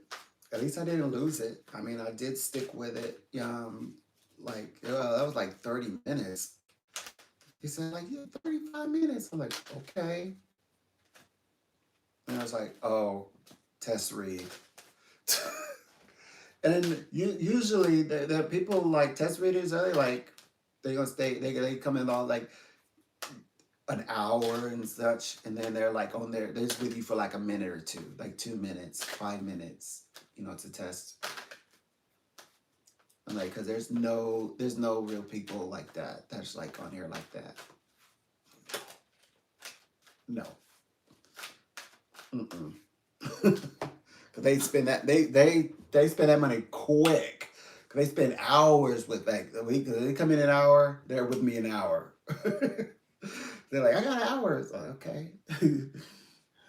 30 minutes. Okay, all 30 minutes they spend with me. Hmm. And plus, people who test, they give off that vibe. You could tell, like I work for the company. It's a vibration they give, kind of like I just say it like this. Excuse me, but people who are like undercover cop, you like you tell you're like, don't even, no, I can't do nothing for you. That's what they're like. It's like it's a vibration, like vibration. Like I know you're not real. Oh my gosh. Mm. The more and more I keep thinking about these next lives, these upcoming lives, the more excited I'm getting. So that's why I'm talking the way I'm talking. I'm a little, feeling good right at the moment. Hmm.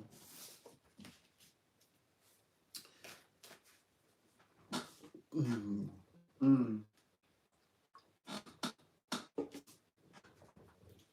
Right. So, whoops. All right. I gotta wind it down. Mm-mm-mm. Oh yes. Okay. They're most likely. See, they like to contact me. How much you want to bet that they're most likely gonna contact me like 10, 5 minutes till. So they keeping me over, knowing it ain't cute, but they gon' see, that's what I'm saying. People um try to, what they call it, indoctrinate you that, oh, this is what's hot, or this is what's good, this is what it feels. Um it does not. Like, hanging on me beyond the time that I've been here all morning since 3 a.m. my time, and keeping me over past 2 p.m. isn't like super super hot. It's not. It's not. Sorry. Sorry.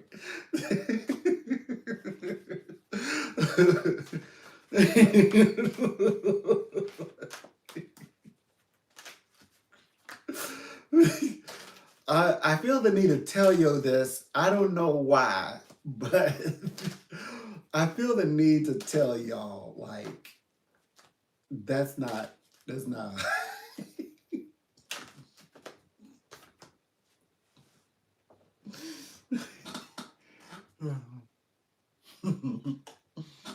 Mhm. Oh my gosh. I don't know about this other. Okay, so I have this pecan flavored warm brew, and I added some pumpkin spice. I mean, I've sipped on it, and I don't still don't know what to make of it, but I think it's going to be very different. It's going to be very different. I have a feeling something is saying, yeah, it's gonna have a very distinct flavor. And I tasted it twice, and I still don't know what to make of it. I still don't know what I've done. I don't know if it's I gotta get to the barrier of like, okay, you chose pumpkin spice, maybe you should have gone with vanilla or like a mocha. Like I'm still not certain on that. So I'm like, oh boy. But anyway, but the good thing is, since it's large and only took a few sips, so it'll be nice. And I most likely I'm gonna be working on that for a while, and I might need to dilute it. Put it in my little cup. And put some water in it, hot water, and then so that means I'll have another life, and I'll be drinking a pecan brew with a little bit of pumpkin spice. Yummy, yummy, yummy, yummy, yummy, yummy, yummy. Mm-hmm. What time is it? Okay, we're making good. 14 more minutes. 14 more minutes. Mm, yeah. Oh boy.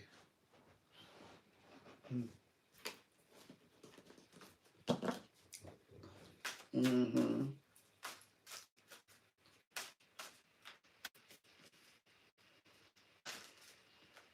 So, oh my gosh. What is today? Today is what's today? Okay, I got one more day, I think. It was like, oh boy, let me check. I don't want to get this wrong because my phone will ring, will let me know, but I'm worried that I might like say, "Why my phone go off?" and just click it off, not knowing where I'm supposed to be.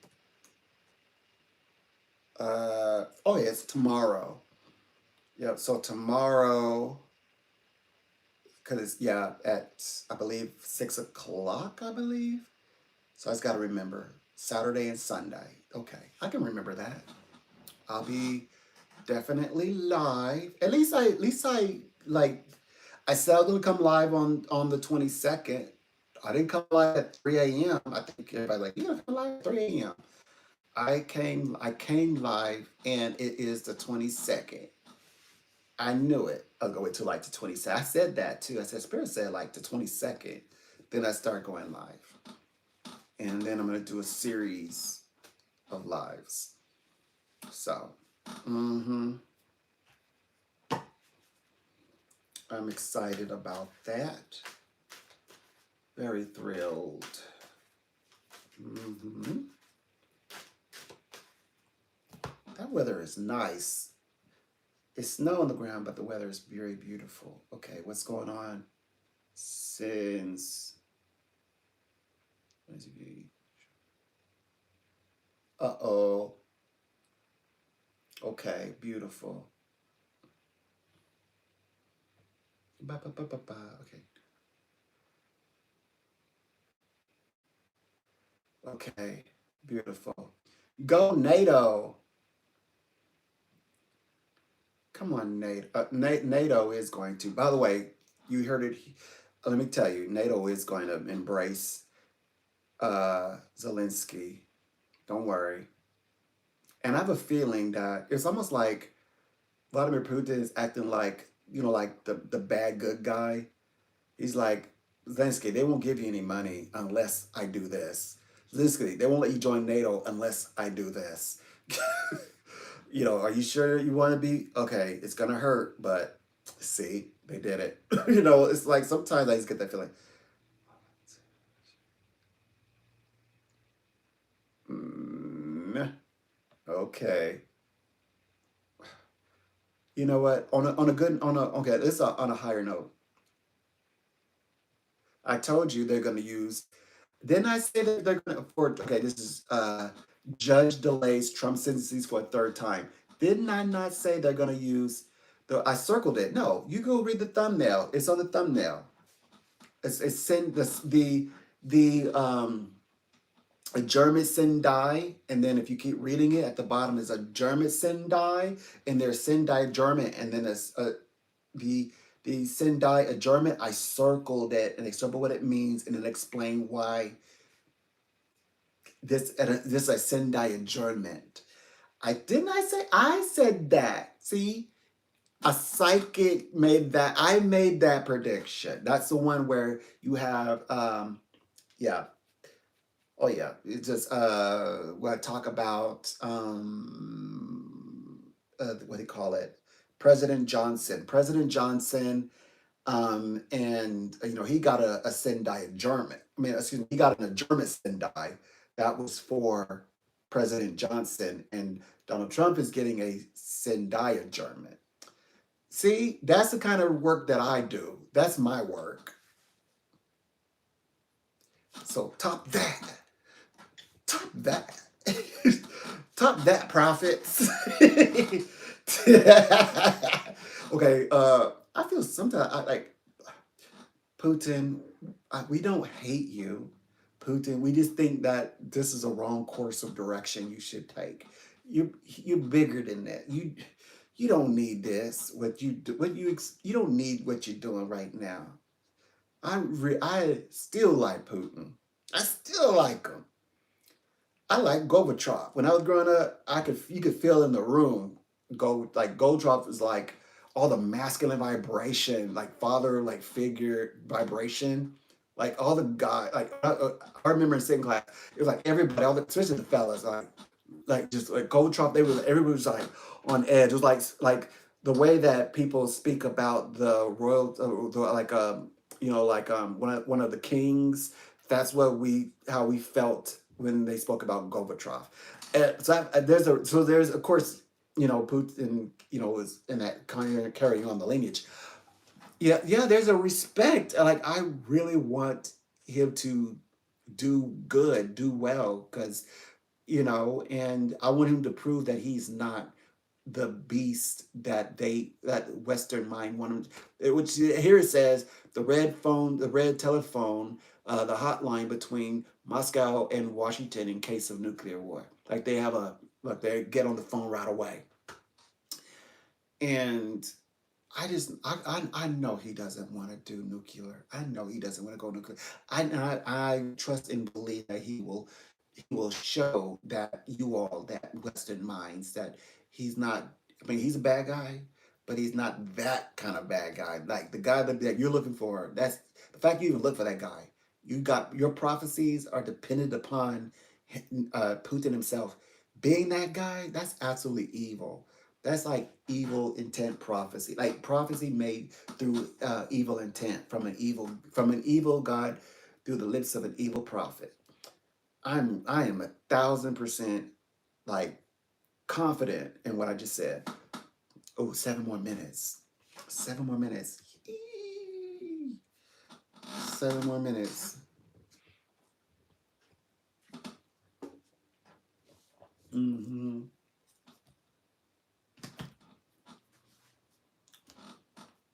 Mm-hmm.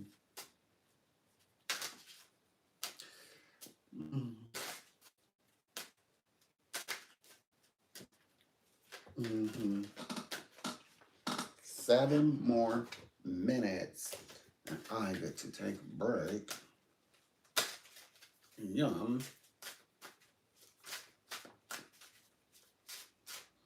Mm-hmm.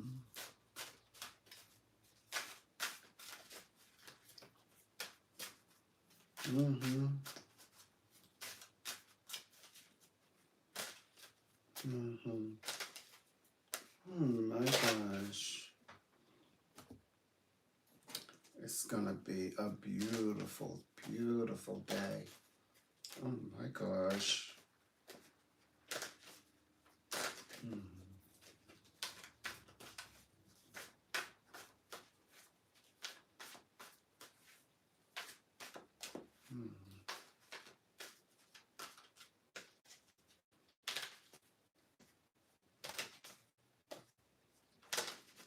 Mm-hmm.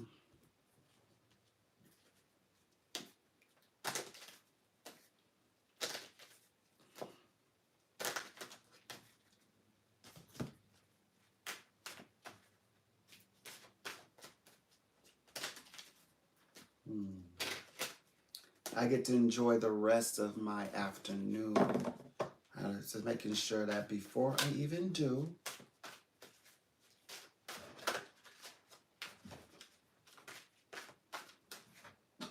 okay, let's see, hold on.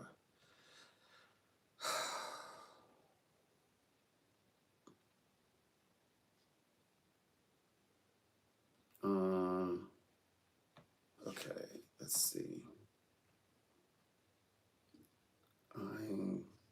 I'm on one good note, having an excellent time. That's on a good note. Excellent. Yeah, I made it. Doing quite well. Let me see. Let's see. Let's check the email. Anybody want to argue? Nope. No one's wanting to argue. Okay. Um, when did my, I know I'm supposed to be talking with my coach sometime. I think it's at 3 o'clock on Tuesday, I believe, when I said that I wanted to. Holiday, that's the tour. We did all of that. Yeah, we got that. Okay. Oh, let's check it out.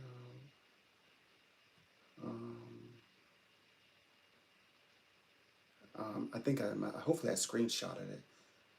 Otherwise, I got to like, they didn't send me a confirmation email. Yikes. No confirmation email. All right. Well, that's okay. That's all right. Um, okay, so 3 more minutes.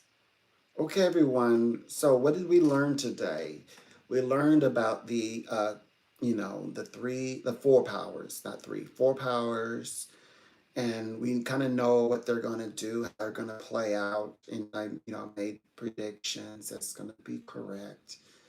Don't worry. I will do, like our casual conversations. I know that the more serious conversations, um, I know you all right now have your own thoughts on it. I know. Don't worry. I will talk about it. I will talk about it. I promise. We'll have more conversations over everything. We'll talk about all of this as time progresses. And we'll, you know, communicate. Well, I guess we'll communicate like what's next, or what is more or less, or what's upcoming. Mm-hmm. Yeah. Mm-hmm.